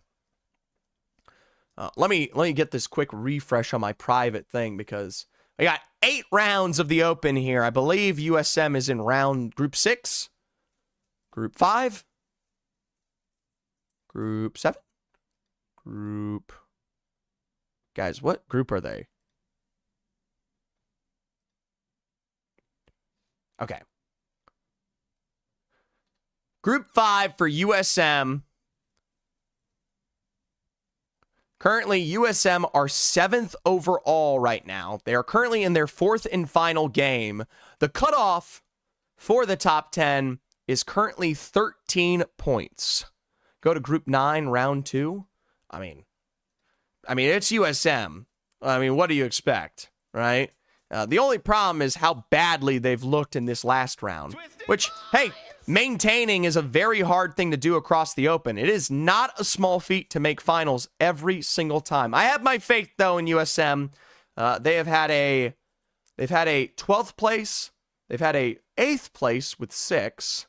They've had their last game was rough. They had a 10th place with only 2. So this last game is critical here for USM if they are going to qualify. Nocturnal 4869. Thank you so much. I really appreciate that. I would show it, by the way, but the problem is, for some reason, my Battlefly only works if I have it on a private, frickin' tab, which is really silly. Anyways. KSU Black does finish 6th overall in Group 7. Their best placement was the 5th place finish with 18 KP. Kindly Monkey with 11. Limbox with 3. Elixirs with 4. So it is going to be KSU Black on their way to quarterfinals. And we'll see how that goes. That is going to be a tomorrow exchange for these teams. I think USM qualifies. There's no chance they don't. Even USM just playing the bare minimum is a guaranteed top 10. Now, quarters, they're going to have to shape up some of those weaknesses we've seen from today in a couple of these lobbies. Anyways, that being said, we are 3 games deep and 3 games to go here on College Apex Split 2 Match Day 3, B versus C. We got 1 game of E-District and 2 games of Olympus to finish off the exchange. Minnesota, no surprise there, looking very healthy right alongside SNHU Blue. I mean, SNHU Blue, I don't think has had the best of starts. How bad has SNHU Blue been? They got to be up towards the top, right? Yeah, no, 14th. Not the best start coming off of their very first day here. So returns available. A 21-point finish is on the docket. But remember, this is the first set of round robins for these teams. Yeah, I mean, did not show. I'm pretty sure Fisher College did not show again, which wouldn't that imply Fisher College is done already? Like they're disqualified? Whatever. Top 20 is the only thing that matters here. As we'll pop back into in-game and we get to watch the very final moments of Surf's Up. Guys, I gotta pick something else now. Oh, wow. There's a lot of really good movies on here. Like, a lot. Oh, my God. Joe Dirt. A loaf of bread. And a Joe Dirt DVD. All right. What else do we got? Scooby-Doo the movie. Antique ice cream maker restoration. How it's made. Oh, this is it. Here you guys go. You guys get to learn how ice cream cones, waffles, peanut butter, and more are made on the Science Channel. I'm not gonna lie, I have way too much fun just dropping silly shit like that.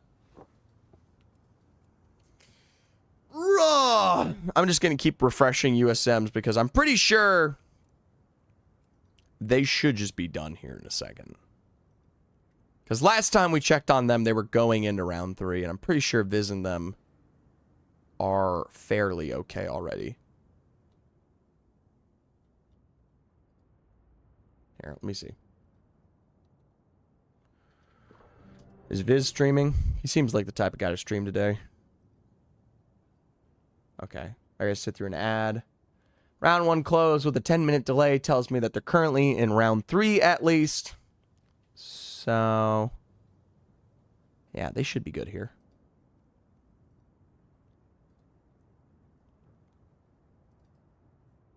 No, don't give me that full screen. Oh my gosh, how many teams dropped out? Whoa, I didn't even see that. Are we still at 15 teams? Okay, we are. I thought some teams dropped out. All right, on a 10-minute delay, we are currently at round 2 closing, which tells me this is going to be the end of this lobby here in just a second for BvC and them. By the way, shout out to all of you guys who've subscribed. By the way, we had like 10 subs today, which is honestly, genuinely, that's awesome. That being said, we still have 34 hours. 34 hours left on the subathon. I cannot make this up. Jesus. It is so many. We got like 25-ish, 30-ish hours from the IRL Olympics because they automatically update just as we go through. And so, yeah. Anyways, 3 games to go. 1 last here on E-District before we switch on over to Olympus. Zeph is just constantly refreshing the Group 5 page for so many of these lobbies. Yeah, it looks like there's a couple teams that are delayed. Group 5 is a bit ahead. Group 6 is a bit ahead. Group 7 and 8 got really quickly done. Looks like Crispy Bacon, Zeph, and Rusty G and Zalao, they were able to get into quarterfinals as well. That's kind of a big move. Golden, Awakening, and Dom 2 Cracked. They're moving forward. Bergotas is back in it a little bit right now. Okay. Woo! Psycho. Long range. I mean, I say long range, but mid-range knocks. A full send to go alongside it with your bro eye. Psycho is fairly low. By the way, breaking out the ballistic for this one. Shout out to Truthfully, single-handedly defending the likes of Fullerton here. I mean, one quick reset. They've got the scan to boot. 92 damage. That man is a single tick of health away. And for SNHU Blue, Truthfully deletes this roster. Yeah, shoot on that box, bitch. Shoot on that box. God damn. That is a Truthfully masterclass. Single-handedly, 99 spraying. I mean, it wasn't even close. They literally funneled into Truthfully one by one by one. By the way, that was a great observing. Just like supreme. Shout out to my observer. Absolutely GOAT. Zephyr observes. I'm Zephyr Cast. My observer is Zephyr Observes. Northern Arizona University. I mean, they've had their shining moments, but the reality is they're just not competitive in the long run, especially when it comes to the firefights here. Already pumped out there. Double sticks on the bow checked, and while they may not die, Texas A&M are in a hefty lead on this exchange. Jake and Graff have already dropped to the low ground, but Rockstar C2, that is going to be a response of their own.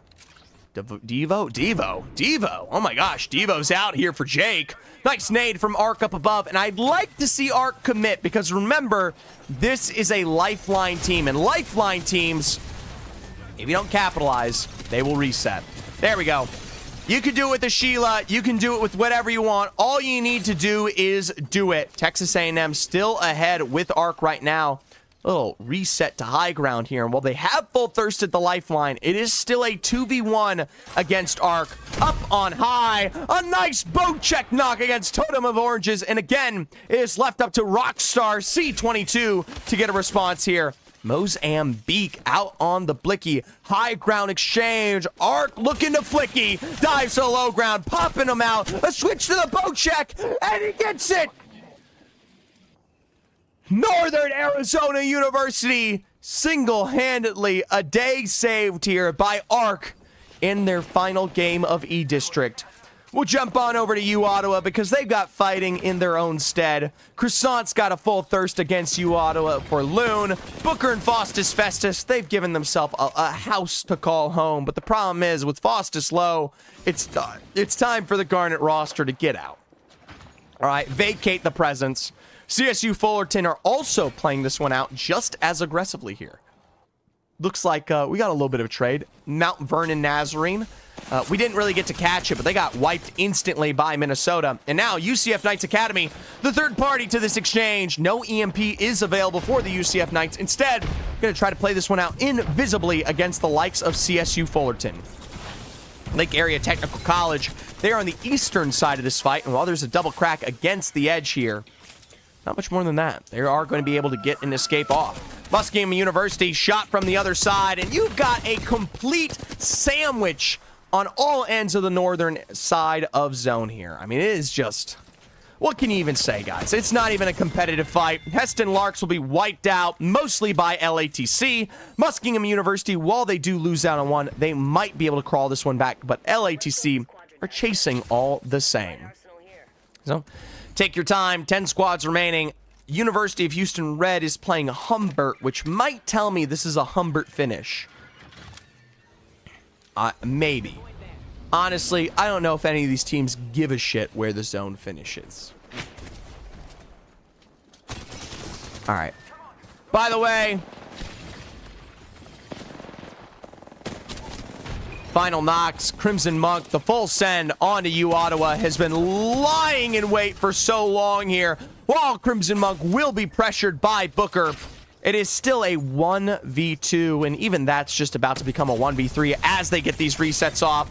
Booker, though, still Devo with the knock on it, truthfully, and that's a big member of the Fullerton picture, but you have to imagine they just got this reset on the other side. Quick Devo reload, and yes, Allow and Crimson Monk are together. A full send with the Devo around the back. That's a burn of one, but the follow-through from Crimson Monk will send University of Ottawa Garnet packing. We'll jump on over to Texas A&M University because they've got Minnesota on their haunches here. Quick resets for Tamu have turned into a blaze of glory against Minnesota. These are two competitive rosters currently right behind each other in the overall standings. Big burns around the back, and once again, it is a Devo in the hands of Jake that I'm listening to right now. That is a second Devo, like I said on the day. I can't believe how many Devos we're looking at today. I mean, that is just... I feel like I'm back in the ballistic meta, folks. All right. Minnesota Mavericks. A drop to the low ground, and it's not a very confident setup for the Mavericks roster. That being said, capitalizing on arc off of this Sheila is a great way to wipe Texas A&M, or maybe finding a weak link like that. Grab crack, that's going to be the full send. There's the knuckle cluster to start. Meadsy for the full slide. Big burns around the back as the Devo will ring through. Speed Demon will find Jake. There's going to be the full send knock on to Ark, and with just Grap left alive, Texas A&M will not survive. There's the dive to the low ground here, and Grap is just as quickly trying to knuckle cluster this one out and away. But Meadsy is quick to play. Remember, at any given point, Meadsy can take flight with the Valkyrie ultimate, and that will be all said and done for Texas A&M. It was a decent start, but it is a obvious finish. 8 squads remaining, and I can't believe St. Mary's University Halifax is one of them. A little further away, you do have Muskingum University in this building below Halifax. Now, granted, St. Mary's are currently split, and, well, looks like Muskingum, they want nothing to do with the exchange. Now, granted, if I had that many Sentinel shots miss in a row, I may not attribute it to the Octane pad, and I might start thinking about the quality and caliber of the team outside of me. That will be the rotate, at least for Muskingum, as we jump back on over to University of Central Florida. I mean, they're found out. There's going to be the quick port play. I mean, all you got to do is just take the portal. Nice longbow here after the nerfs to the marksman. It is a damn good exchange of a sniper rifle in the hands of Truthfully with a 99 to boot. Going to keep chasing down the Central Florida roster. You can hear it right out ahead. There's the switch up. 3x HCOD 99 around the back. Another tactical expended here from UCF to get this Wraith into the void and out of the KP farming position that they're currently in. Ur will continue to just run this southwise out and over towards the likes of Humbert. And somehow, some way, you might have a threatening rat in the face and control of Ur. Remember, last game, Ur, as that rat, stick and stuck down below, was wiping out teams like Minnesota, like LCU. Well, it didn't wipe out LCU, but definitely pressured them. It was a big part of why that game went over the way of University of Oklahoma. Well, LCU, a protection of the choke. I will remind you guys that Minnesota is playing with the Valkyrie, so this is nothing more but a taunting exchange. I mean, even a catalyst wall I feel like is too much here, but hey. I would have rather waited to see where the zone was polling, but for Minnesota State Mavericks, they are more interested in getting KP. There's the EMP exchange. Maybe a little bit early there. Attack will survive. Meets it with a knock on to Draft Sensei, and that is a leading against the LCU roster. Bio wiped out, and with one remaining member, you got to be a little bit careful because Speed Demon is ticking against the edge of that gas. Blam Slam, we just saw, was on that Wraith, and Wall almost went down on the outside here, is still alive. I mean, we got just about everybody fighting here in the center of zone. Minnesota will stick their revive as Blam Slam will continue to heal on the low ground. Ur is not too far from the equation as we'll turn our attentions towards Fullerton and St. Mary's. And Fullerton's just running away, so maybe not. Honestly, a good chunk of these rosters are going to be pieces here on every chunk of these equations. That's it for the UCF Knights Academy. Uno rat found, ratis delatis. It's not quite how I would say it. Ratis, I don't know, fuck it. I mean, 7 squads remaining. University of Houston Red have not been a participant in any kind of KP or an exchange. LATC, St. Mary's, CSU Fullerton, all slowly working into Humbert, which I remind you can house every single one of these teams. I swear I should stop saying it, but I always fear there's someone here watching Collegiate for the first time, and they're going to go, does this guy know how this could play out? And it's like, yes, I do know how this is supposed to play out, but hey, it's just how it goes. All right, it's a double scan for Houston, but I don't see them getting into it. Shout out to LCU, by the way, even as a solo, able to find success, a rotate to Old Town, and survivability. That's all the members of Louisiana Christian University back into the game. Minnesota State Mavericks, I can only assume this is either St. Mary's or Fullerton here, and with a rising Valkyrie rotate, it is St. Mary's. And granted, they should be able to find their way into zone. Problem is, they did lose out on Feint in the meanwhile. So St. Mary's likely to be a duo for the final bits and pieces of this game. Like area, slowly impeding upon that University of Houston setup. A G7 scout has been looted, and you know what? It is big damage, but it's not enough of the shots for Alex to get a leading knock. Houston are trying to fight this one out, and instead, LATC have defended super well. Zone, a pull to the open area just towards that southeastern side of Humbert. No matter where you set yourself up, I mean, it's a struggle. It is a struggle and a half to last into that end zone. You got the road all the way towards that eastern side. You got a little bit of Humbert and these sparing buildings and fence lines that can convert. Now, Minnesota, we saw Feint go down, and now Minnesota have followed the St. Mary's rotate. Yes, a little, and I mean little, Sparrow Ultimate is exchanged there. I don't know if we had to drop the Knuckle Cluster, but for St. Mary's, I mean, they should be dead here. We're just waiting for maybe an exchange from LCU or University of Minnesota. There's Nabchill caught out, and Skies, and with one remaining exchange available. You peek one side, you get shot by LCU. You peek the other, and you got the Minnesota State Mavericks right alongside you. A little bit of a heal there, and I mean, one good piercing spikes right around the back side of the box is oh so too far away, and why didn't we heal? Okay. That's it for St. Mary's University. 6 squads remaining, all of them full 3-man forces. Louisiana Christian University, Muskingum, Minnesota, University of Houston, LATC, and CSU Fullerton. Now, Minnesota State Mavericks, you can see them already wrapping the road out on the side. Fullerton has to be careful here, but truthfully, There's that longbow knock we've been waiting for. The problem is, just as quickly, like I said, Meadsy third parties, allow will go down. LATC is no better found, and it could be Minnesota looking for, yes, more. That is Schmalz with another knock against Crimson Monk, and with one remaining member of CSU Fullerton, it's going to be Houston finding that full wipe on it truthfully there.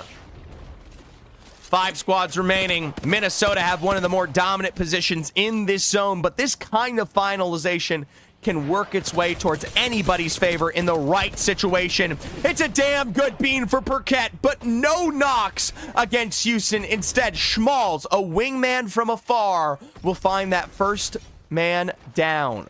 Problem, University of Houston, they ain't got much more to their name with everybody looking at them. Houston's got to get out of this spot. Muskingum, LCU, they've got their own host inside the Humbert area. Remember, everybody has to play for this open grassland. No fences. Okay, little fences. No Humbert. No major enterable buildings. Only the road and a couple of boxes and walls to work with here. Teams like Houston, LATC, up on high ground. I mean, there's none of this. None of this will be defensible space. If Minnesota gets full sent on by a roster, I mean, their journey comes to an end. But if everyone is slow and low, just trying to inch their way in, this should be a Minnesota dub here. I mean, Minnesota have been thirsting and crying for any kind of delivery in any one of these games. They currently have the God spot. It is their game to lose. Spoil for the old KSU Gold team we made. Wrecked Aegis Tracer. Aegis, what does that mean? You gotta explain what you just said to me. I don't know. All right. Zone is a closing. And it is a haunting mass of heat that will force these teams to end each other like a warding haunt. What? Fucking. They're gonna fight. They're gonna fight, guys. Oh, it means we call for tomorrow? That is true. All right, big beams from Minnesota. A knock of un more. We'll say goodbye to Louisiana Christian University, mostly at the hands of ordinances. Muskingum University are down to just Ivy as we say goodbye to University of Houston Red. And the minute everyone is forced to drop down, Minnesota are just so disgustingly healthy. We said it's their game to win, and thankfully it is a confident one at that. Congratulations, Minnesota. An easy game for and a well-deserved dub, finally. A little hydration action. Here you go.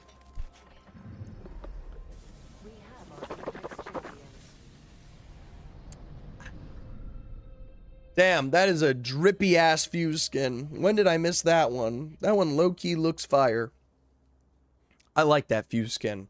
Damn, I missed it. Powdered donuts are being made in my bottom right. All right, scoreboard. It's time for the last 2 games of the day, and right now, Minnesota State Mavericks have guaranteed them a first-place finish in this lobby. SNHU Blue have not been able to keep up. Their last 2 games have been a 3-point and now a 1-point. There is time to turn it around, but Minnesota has consistently dropped double-digit games. That one alone, a 34-point banger.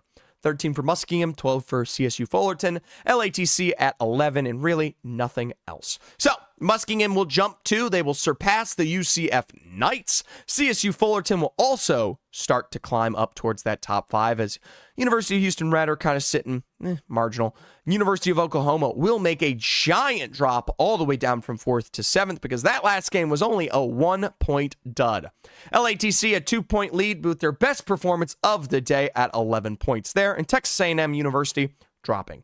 LCU 4 points is the bare minimum, but hell, in this tight of a lobby on the low ground, it's a difference maker. So, quick drops. If you guys are interested in drops, here you go. Peek it, love it, learn it, commit it, etc. Now, Minnesota State Mavericks, they've got Summers University here right next to them, Elysium. I mean, they got Heston Larks. And for the Larks, you're about to become fried chicken at the hands of the Minnesota State Mavericks. Can you fry a lark? Can you fry a lark? Boned larks in a pie. It's a recipe, not a recipe for the faint of heart. A recipe for which you will need 36 larks.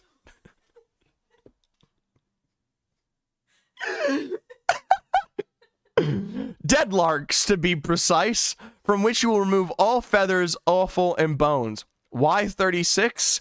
Because a lark, feather, bones, and all, only weighs about 2 ounces, and this is a meal for a full-grown human. What the fuck? Patrick O'Brien wrote about the dish in one of his Aubrey Maturin novels about the Royal Navy. 2 authors have written a cookbook in which they compile many of the meals that the characters in the novels consume. The characters are fictional, but the recipes are real and historically accurate. We should note that as the 2 main characters travel the world, they see and report a great number of bird species. O'Brien knew his birds as well as he knew his food and rigging on his ship. More about the birds in another post. Right now, we're after boned larks in a pie.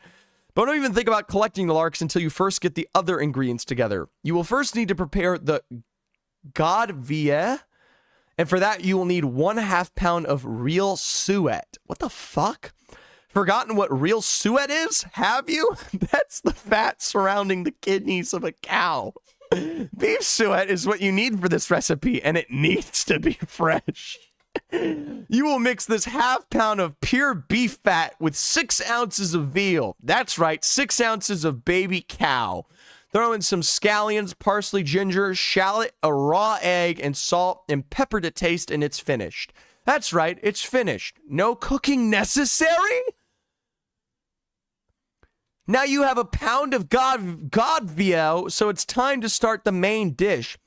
Because this is going to be a pie, you must make the hot water paste, which will be the crust. For that, you need 1/2 pound of butter and 1/2 pound of lard. 9 cups of flour and 2 cups of water? Lard, in case you've forgotten, is pig fat, and the best grade of lard consists of the fat around the kidneys. Okay, we got it. You need lard for this recipe because it's a high saturated fat content. Now mix the butter, flour, and lard together. Keep it warm because you're going to use it to make, and we kid you not, the coffin for the larks. Now, you can go find 36 larks, kill them somehow, and get to work plucking, cleaning, and deboning them. But given that you've used 1.5 pounds of pure fat and you're going to mix 1/4 pound of bacon into the lark meat, maybe you should just skip the whole thing and let the larks live. They are such pretty birds and they sing so well. Just ask Shakespeare, Sonnet 29, or Shelley to Skylark. If this meal just has too much fat for you, you could prepare a pig's fry. It's much lower in fat. For that dish, you'll need an onion, a lemon, an egg, parsley, sage, breadcrumbs, and a pig's harslet. What's a pig's harslet? Trust us, you don't want to know. Okay, pig's harslet. Oh, it's fucking hard. All right, guys. Well, just to check the overall standings for USM, the team successfully finished the day 6th overall and will be on their ways to quarterfinals tomorrow. So congratulations to USM. They jump up from 7th to 6th and continue on their path to defending a finals performance here. Remember, if USM is able to make that finals, statistically, it is insanely likely that they are going to be a pro league team. Now, granted, there's a lot of teams that can do the same, but there is no guarantee when it comes to the open. 16 squads remaining, and we're right into the heat of the action. Mount Vernon Nazarene will be your first team eliminated here. And for the Heston Larks, who we should turn into a lark pie, 36 of them to be sure. I don't know if I would trim these motherfuckers the same way we'd put together a 36 lark pie, but hey, damn, the Minnesota State Mavericks are going to look to do the same. Speed Demon is currently lone and solo, unable to play for a response, and it is going to be ground shot from the Heston Larks, defending the pie-shaped massacre. I gave them enough love and power to survive the onslaught of Minnesota, and you know what? The Heston Larks avoid their untimely lark pie fate. Schmalz trolled with 57 damage. A true criminal moment. Well, CSU Fullerton, a knock against Totem of Orange here, and that'll probably be more kills for Fullerton. Problem is, up on high, Sir Emu from the likes of Northern Arizona University, really putting in some serious work with the alternator, and that lifeline reset will be a big difference here against Fullerton. Now, granted, while Fullerton does have a lifeline of their own, they just don't have the coverage against Truthfully. So, Fullerton for escape, folks. Fullerton for escape. Who's pinging me?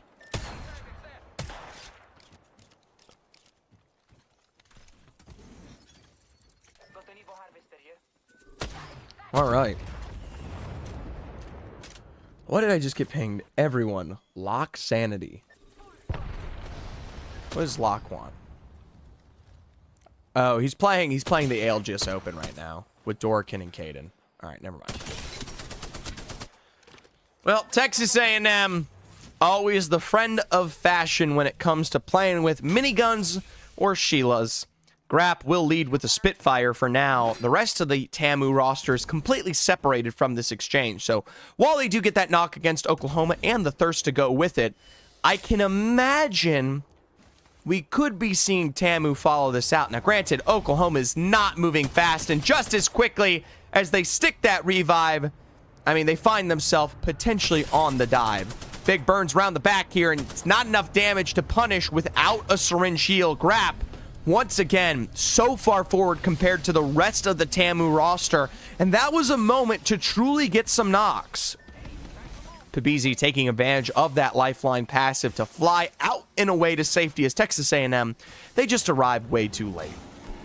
UCF Knights Academy, St. Mary's, not too far and away to maybe punish out a couple of these rosters. Muskingum University in the Grow Towers, currently chased out by SNHU Blue. Now, Minnesota has died in this game, so the chance for SNHU Blue to take away first place is a potential opportunity. This is so much fun. Poopy, I want you to give me a single sentence of expressing why this is so much fun.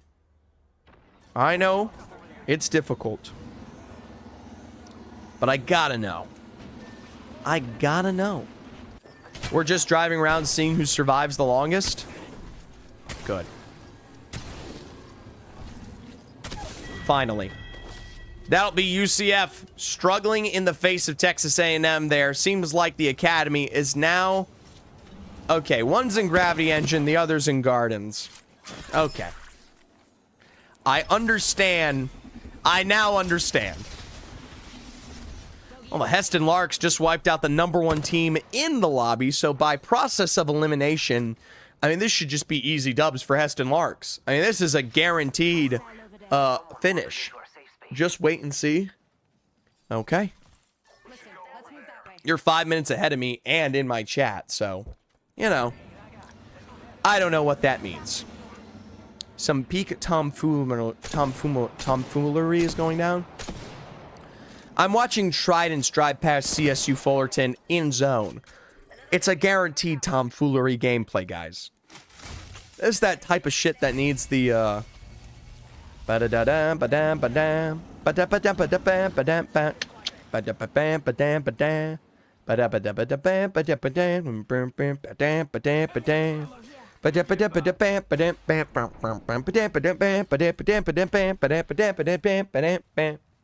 or what's the Maple Leaf rag?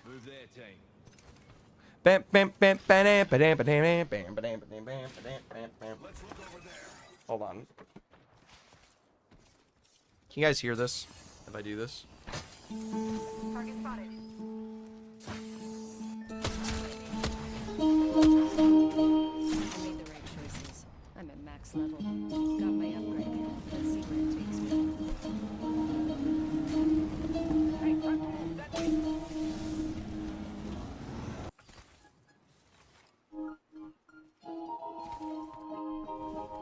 Oh, I gotta turn off this goddamn sustain. It sounds awful. There we go. The tomfoolery in this lobby is hitting critical mass, guys.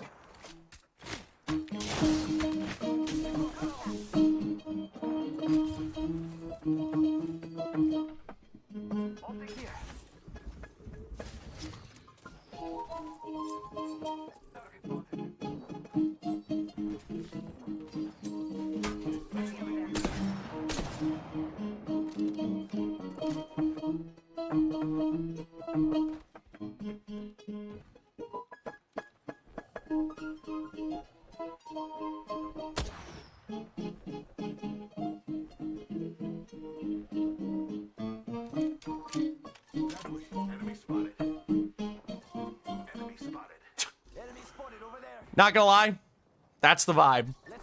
That is the current vibe.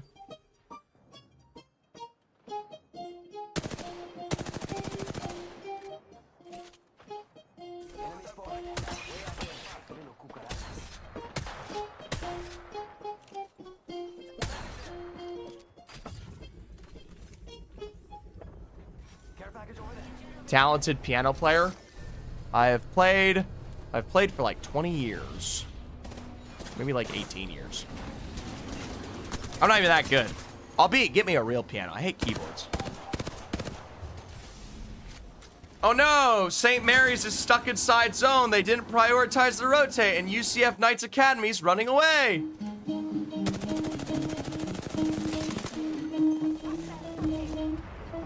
Oh no, the trident exploded!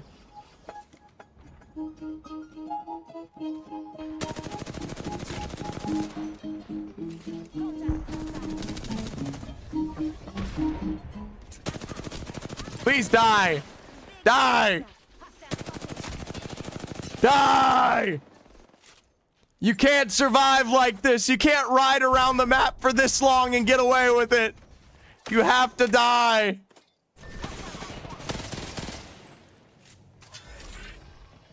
University of Oklahoma is fighting in frickin' whatever. God damn.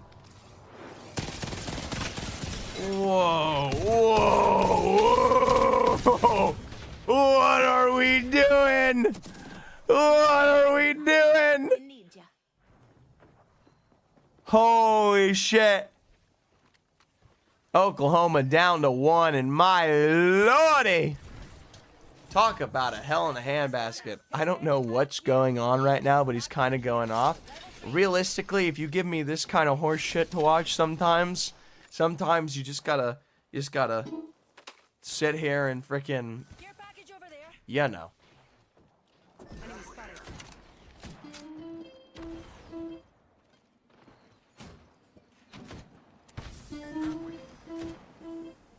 Hostile spotted.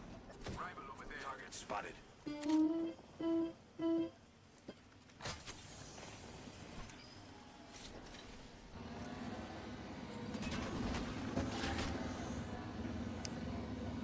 Yay! Kindly Monkey. A 50 stream streak. Holy shit. Talk about a streak and a half here. Texas A&M, they're literally getting full sent upon Trident style. And that's it for Tamu. There's not much more to say. One remaining member in the face of Grap, and honestly, we are one good push play away from the rest of Tamu getting full thirsted here. Somehow Grap is still alive. And all I can say to that is just, you know. Time to move. This way. Come on, go here. Oh my god, what are we doing? Why are we doing this? What are we doing? Okay, well that's one way to get into zone. I mean, at least 2 survive, but you're low-key kind of... You're low-genuinely kind of dead. Alright, well, I need something else to watch.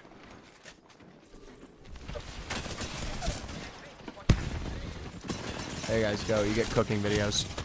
SNHU Blue somehow takes a trade of 1, but Northern Arizona will be done whether you like it for fun. The death box falls right into the face of the Blam Slam here as we get some other fun, fancy desserts going behind me. Woo! All right. Here we go. 8 squads remaining. Psycho, Yvro, Y, too much luck from SNHU Blue. One of the teams that will call the top 8 their home here in this game. Remember, we are pulling all the way to that high ground of Bonsai and LCU. A full thirst on to too much luck. By the way, I didn't get to say it. Congratulations to H4P. It's a day 1 is an accomplishment at that. The fact that VOD didn't make it, though, that breaks my silly little heart.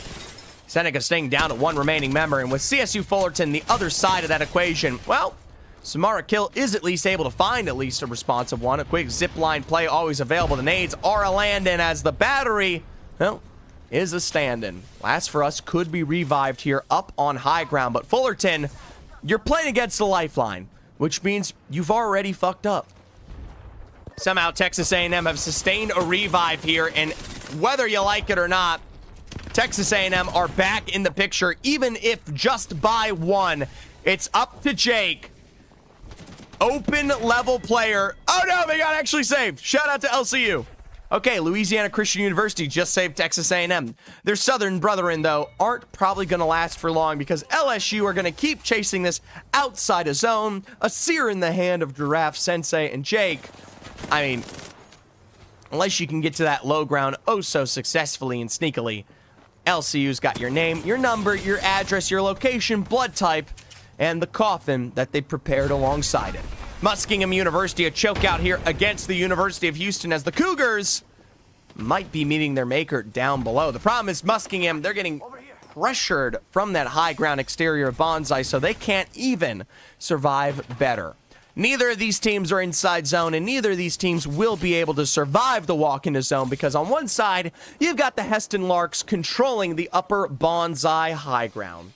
Folks, it's really, truly not much to say at that. There's the Kraber in the hands of University of Houston, and while it can make a huge difference maker, the fact that they have so many teams stacked up alongside them pretty much guarantees that it won't mean much. Maybe a top 3 finish, right?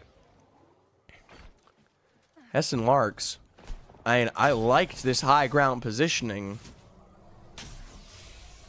Ground shot, Rodriguez, and the Riddler.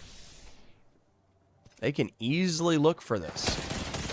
Muskingum University, the minute we see University of Houston step up, it's a drop onto Ivy, and they could try and set up for a revive, but just as quickly, the Heston Larks have heard the shots and come through for a third-party finish. Now, Houston's still alive, but the Heston Larks now understand they have the dominant position of control against them.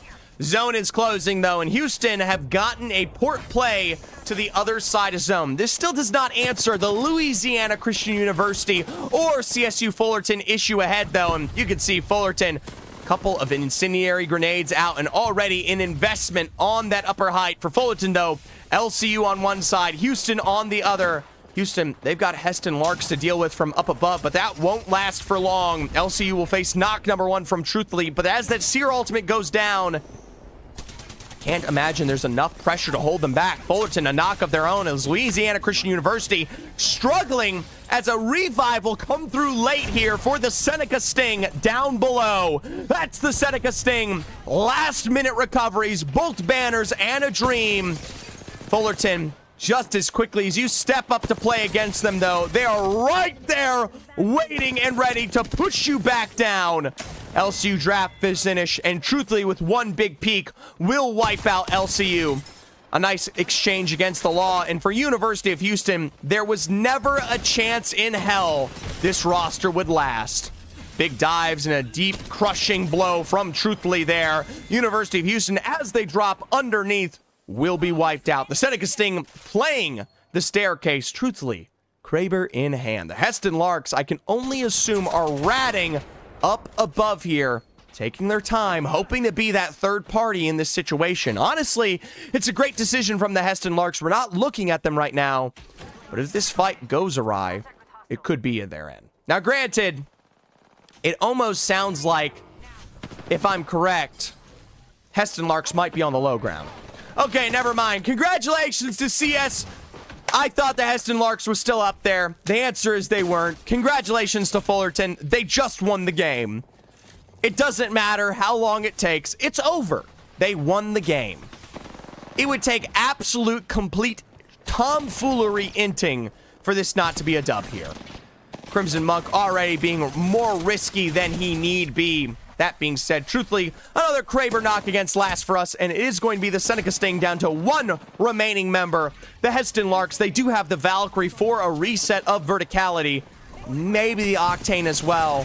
But end of the day, this is just struggle bus galore. Couple big burns, and that is it for the Sting. The Heston Larks, there's the pad play to try to get up to height, and while they will do it, the portal is just as good here. And end of the day, secondary height does not beat primary height. Truthfully, with the Kraber knock, and as that missile swarm will come through, I already told you 2 minutes ago. Fullerton won the game. There is no other expectation. There is no other result. There is only a Fullerton dub. Congratulations to CSU Fullerton. That'll be a nice pickup here in their penultimate game of the series. One last one to go, folks. One final pickup of the day. All right. NECC, let's take a look at the scoreboard here. The race for the top 20 already fairly definitive. Minnesota State Mavericks did go down early there, and Fullerton, they're going to be the ones to pop up to second. An overtake of all SNHU Blue, Muskingum, and UCF Knights Academy. University of Houston Red, they keep things fairly marginal, but Texas A&M, with an 8-point consistent game, are able to jump up to the top 7. University of Oklahoma, even with their dub, it is their only good game of the day. LATC also making a trade with Texas A&M. We saw Louisiana Christian University survive in the top 5, but they only had a 7-point game. Heston Larks, 6 kills, a second-place finish. It's their best dub of the day. That makes up 75% of their total score line. I mean, it's the difference from being completely in last and being in 11th, right? And, I mean, points are points. Isn't that right, Lewis? He's loafing. You're so cute. I love you. I love that cat. I wish I could express my love to him in a way that he understood. And I suppose by supporting him, giving him food and comfort and cuddles, he is receiving the love that he so appropriately desires. But I love him more than that. I love him so much. All right. By the way, we got a couple seconds. Pioneers qualified today. 5-star underwear. VOD got day 1. I did hear that. Yeah, Jesters have made it. Dust Till Dawn. Hitsua, Rucka. Cosmos Club, R. Crutch. Clover Shika Sabuso. Zwitz. Mr. Oz. Johnny. Zeus Devo, Cloudy at Night, Ecstasy, Delroy, Zanile. Holy shit, Zanile? Oh, wow. He's one of the worst players on that team. The other two are actually out damaging him. That could mean anything, though. Slopes, Kenzo, Fred Star, Mankin, Mr. Gabriel, Yo Jokers, Lock Sanity, Schmalls, and Caden. 6th overall with 33 points and a dub. Adrenaline, Zombie on Fire, Scanor, Assidious, Sinor's Mulk Exercise, Deadly Seuss, Sufra Player, Rudy Cart Snowball, and 9-Self. Leovich, Vaki, Ryu, January, I'm Madness, and Mellow, Soviet Not Daniel, and Legatron, and What Are You Doing Future? There you go. Orb, Lauder, Glemon, Juice Suez Kicks Michael, Slothula's Meraki, Mitsu, Prompto, Prodigy Dog, Bacon Riot, Botox, Oxy Victory, Kronos, I don't know them. Zigato, Den Pride, Recon Drama, Nick Lovin, Jerko, The Fusion Menu. Moto was taken, Reptar, Artisy, and Flinzar. Asleep, Tiz, Konya, Kevin, Asian Aimer, Vera, Mari, NT Rose. Wow, NT Rose from Arkansas qualified with Prof, Wait I'm Trash, and Mittens on Team APM. Jay Garrison, I'm Dusty Lucky Acidic. Dan Tissy, Kest, Hello to Me, Itzer. Percor Cat, Double O Negative, Melon Goodness, and VPAPs. XFE, Not Jovis, A Wick. Chopped, Apollo FPS, I Am the Meat Man, Childish. Big Ben, Jim Splits, Swig Tiny, and Alchemy. I don't know. Team Infernos, Rapping, Enemigo, Silent Fry, and Veguk. Audivant, Oisven, Hated, Stunny. Narwhal Boy 360, T-Mick. There you go. FFFC.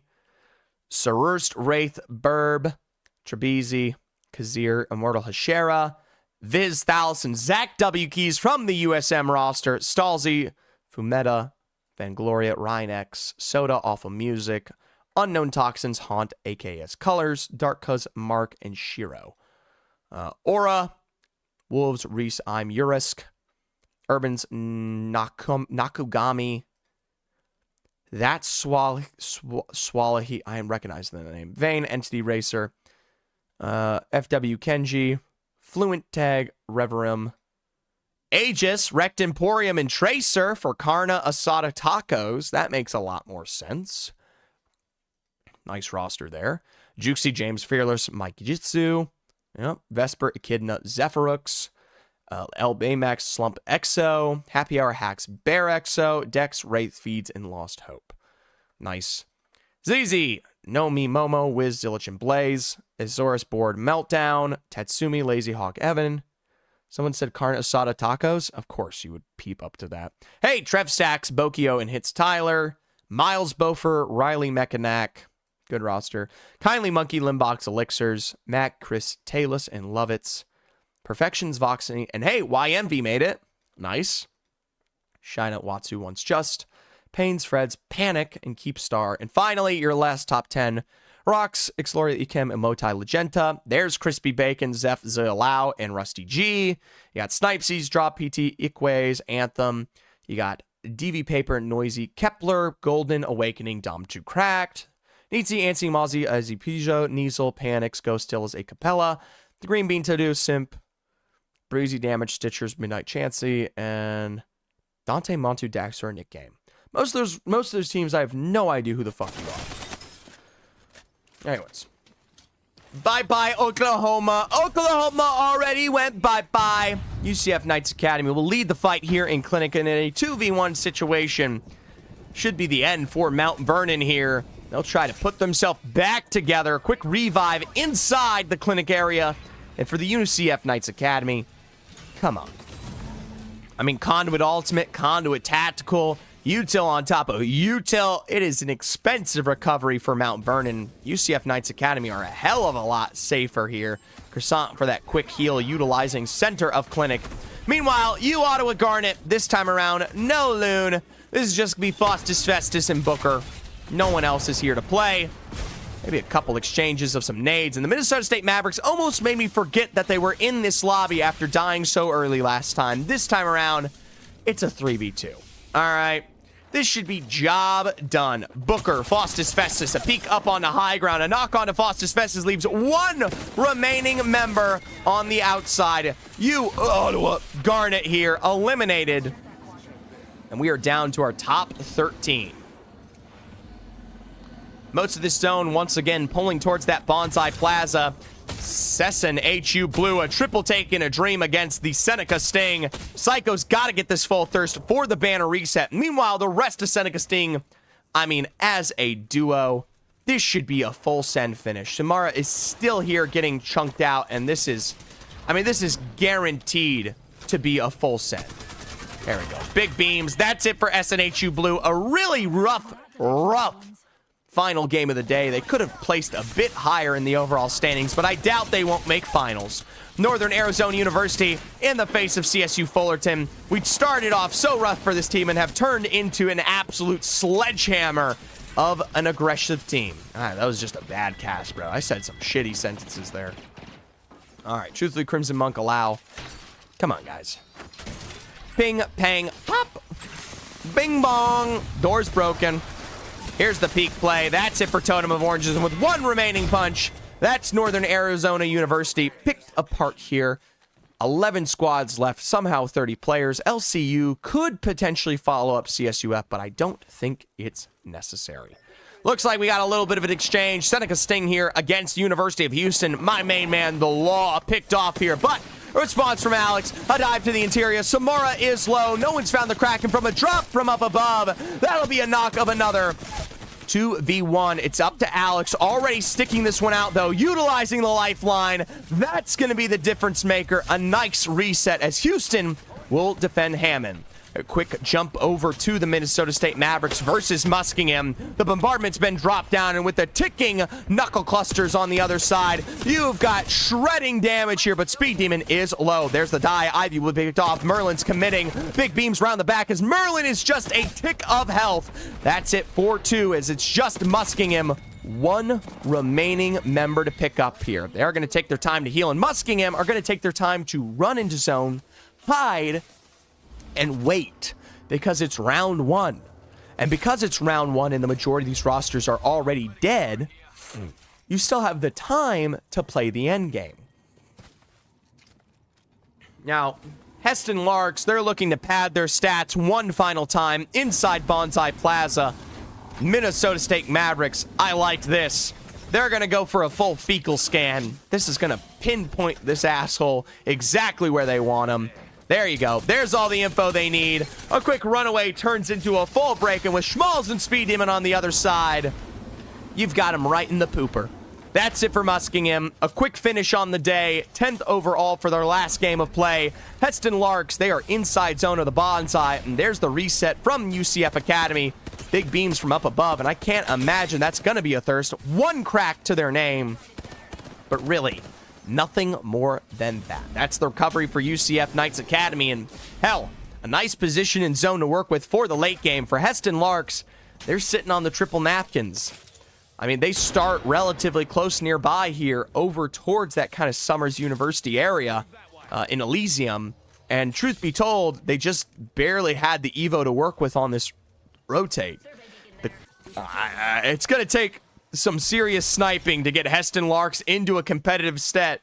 And here's the problem. The majority of these teams are not in zone, so by the time they arrive to zone, they're going to be sitting on purples while you have literally one or two of your teammates on blues. Not to mention the chance that UCF Knights Academy full send you at some point. All right?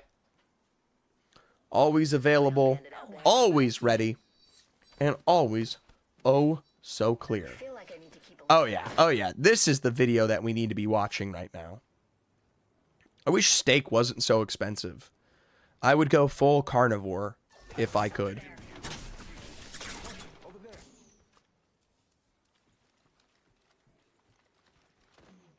Facts. Facts. I mean, it doesn't even have to be like an expensive piece of meat. It's just, yeah. Haven't really been watching, but just heard the steak part. That's fair, Coco. I agree. Oh, Houston. What are we doing? Okay, at least we got the lifeline ultimate down. Control has been found. Alex should be able to quickly heal us up, utilizing the shield bat, but against CSU Fullerton, might be a big difference maker. Massive break on the black hole so quickly there. That is a huge piece of the Houston utility no longer available. And because that lifeline ultimate came out so early, Fullerton is very confident in this fight. Big burns around the back. That could be the lifeline knocked to first here. More to follow suit as the rest of Houston will try and wrap this one away. But instead, Louisiana Christian University are also here for the fight. That's it for Houston. Full sends on the other end. That's a Lau already picked apart there. A full thirst on the backside. Bam Slam getting shot from either angle. And LATC have also arrived as a fourth party to the third. CSUF truthfully dropped down, and that lets us know that Fullerton is down to one remaining individual. LCU versus, oh my god, make it a fifth party. Here comes Minnesota State Mavericks. That's another two picked up, and with one remaining member from behind the castle wall, drop a couple missile strikes and drop a final finish there. Speed Demon, and now LATC will turn their attention towards Minnesota. If this keeps going like this, we might be talking about a sixth party here in a second. Still though, Simply Farms full thirsted Speed Demon low. The lifeline ultimate extended for complete recovery. Here's the knuckle cluster right round the back there. And for Minnesota, the full reset against LATC should be wipes here against this team. Trying to revive right in the face of the pylon. The Watson fence lines are nothing here. That's the dive to the low ground. Kepler will be found out with one remaining member for LATC. The big beam will put the Minnesota Mavericks on top. CSU Fullerton revives out on edge. St. Mary's, one of our 6 squads remaining, currently trying to work their way in to the ships ahead here. Currently gate kept down below. Mount Vernon Nazarene. They're going to force that evac out of the St. Mary's picture, and realistically, I mean, these teams are close, but there's just...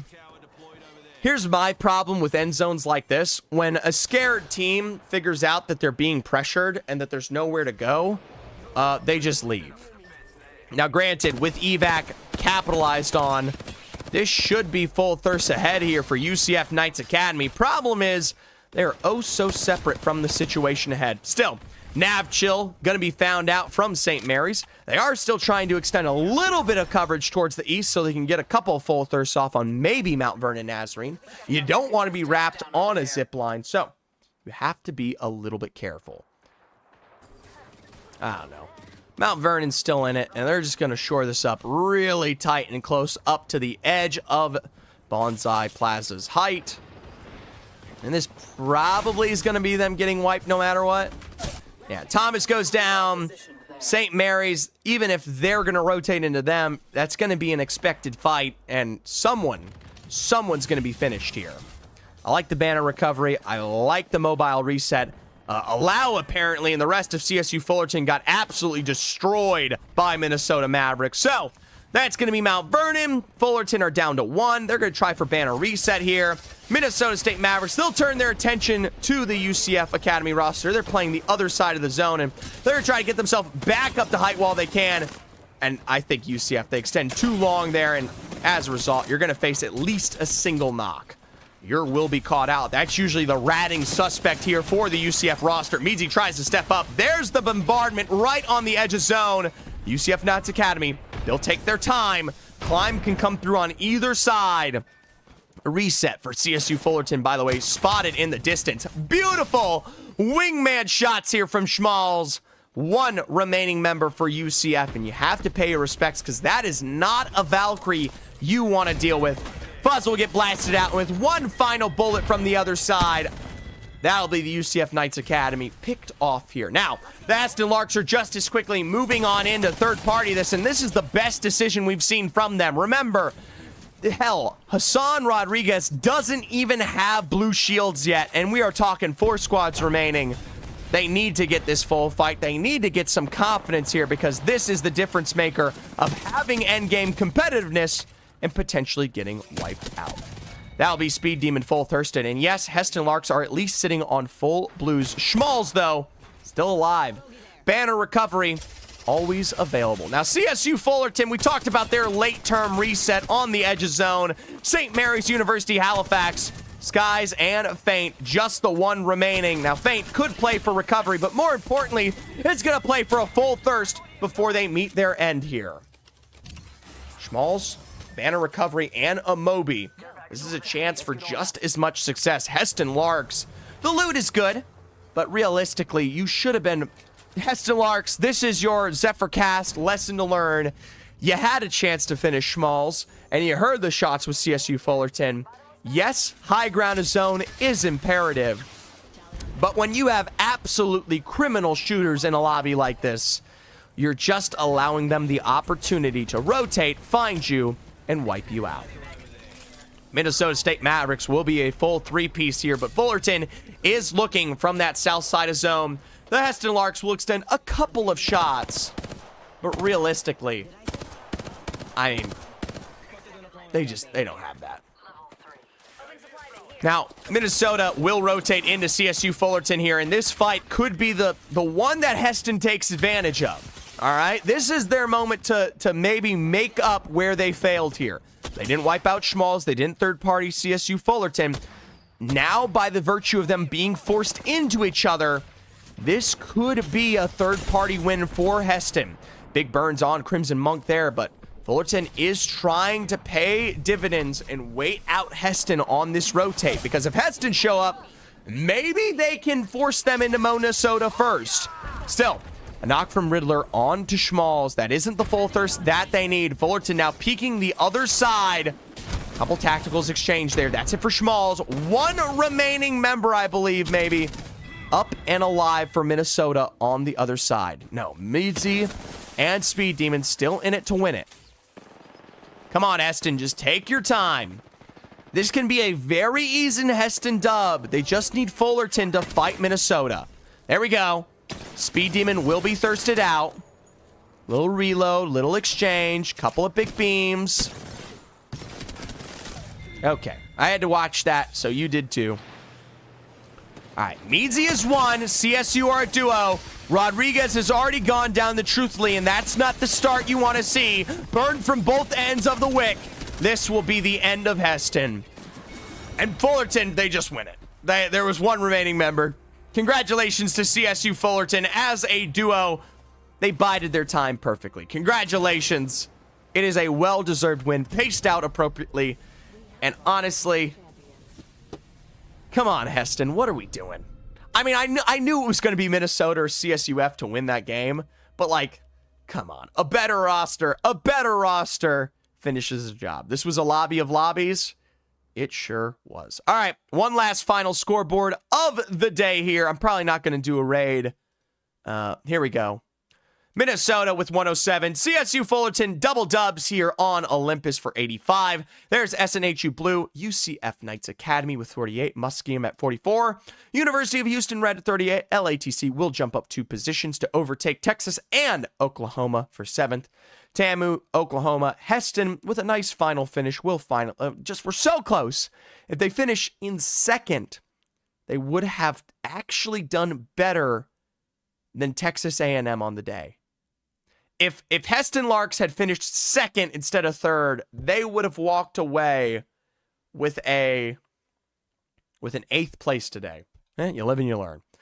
LCU, U Ottawa, Northern Arizona University, St. Mary's, Sun Sting, and the MVN Cougars. Sadly, no update on the overall leaderboard. So that is where I will face my end with my friends and family here on the Zephyrcast stream. We had a lot of good fun today. 18 games straight of Collegiate Apex. We will be back tomorrow at 12 p.m. Eastern for the rest of Octane playoffs, where, by the way, the stakes are truly on the line because it leads to Stage 2 finals. Actually, you know what? Because we have just a couple of raids, I'm just going to extend it to someone here that I see. Someone random.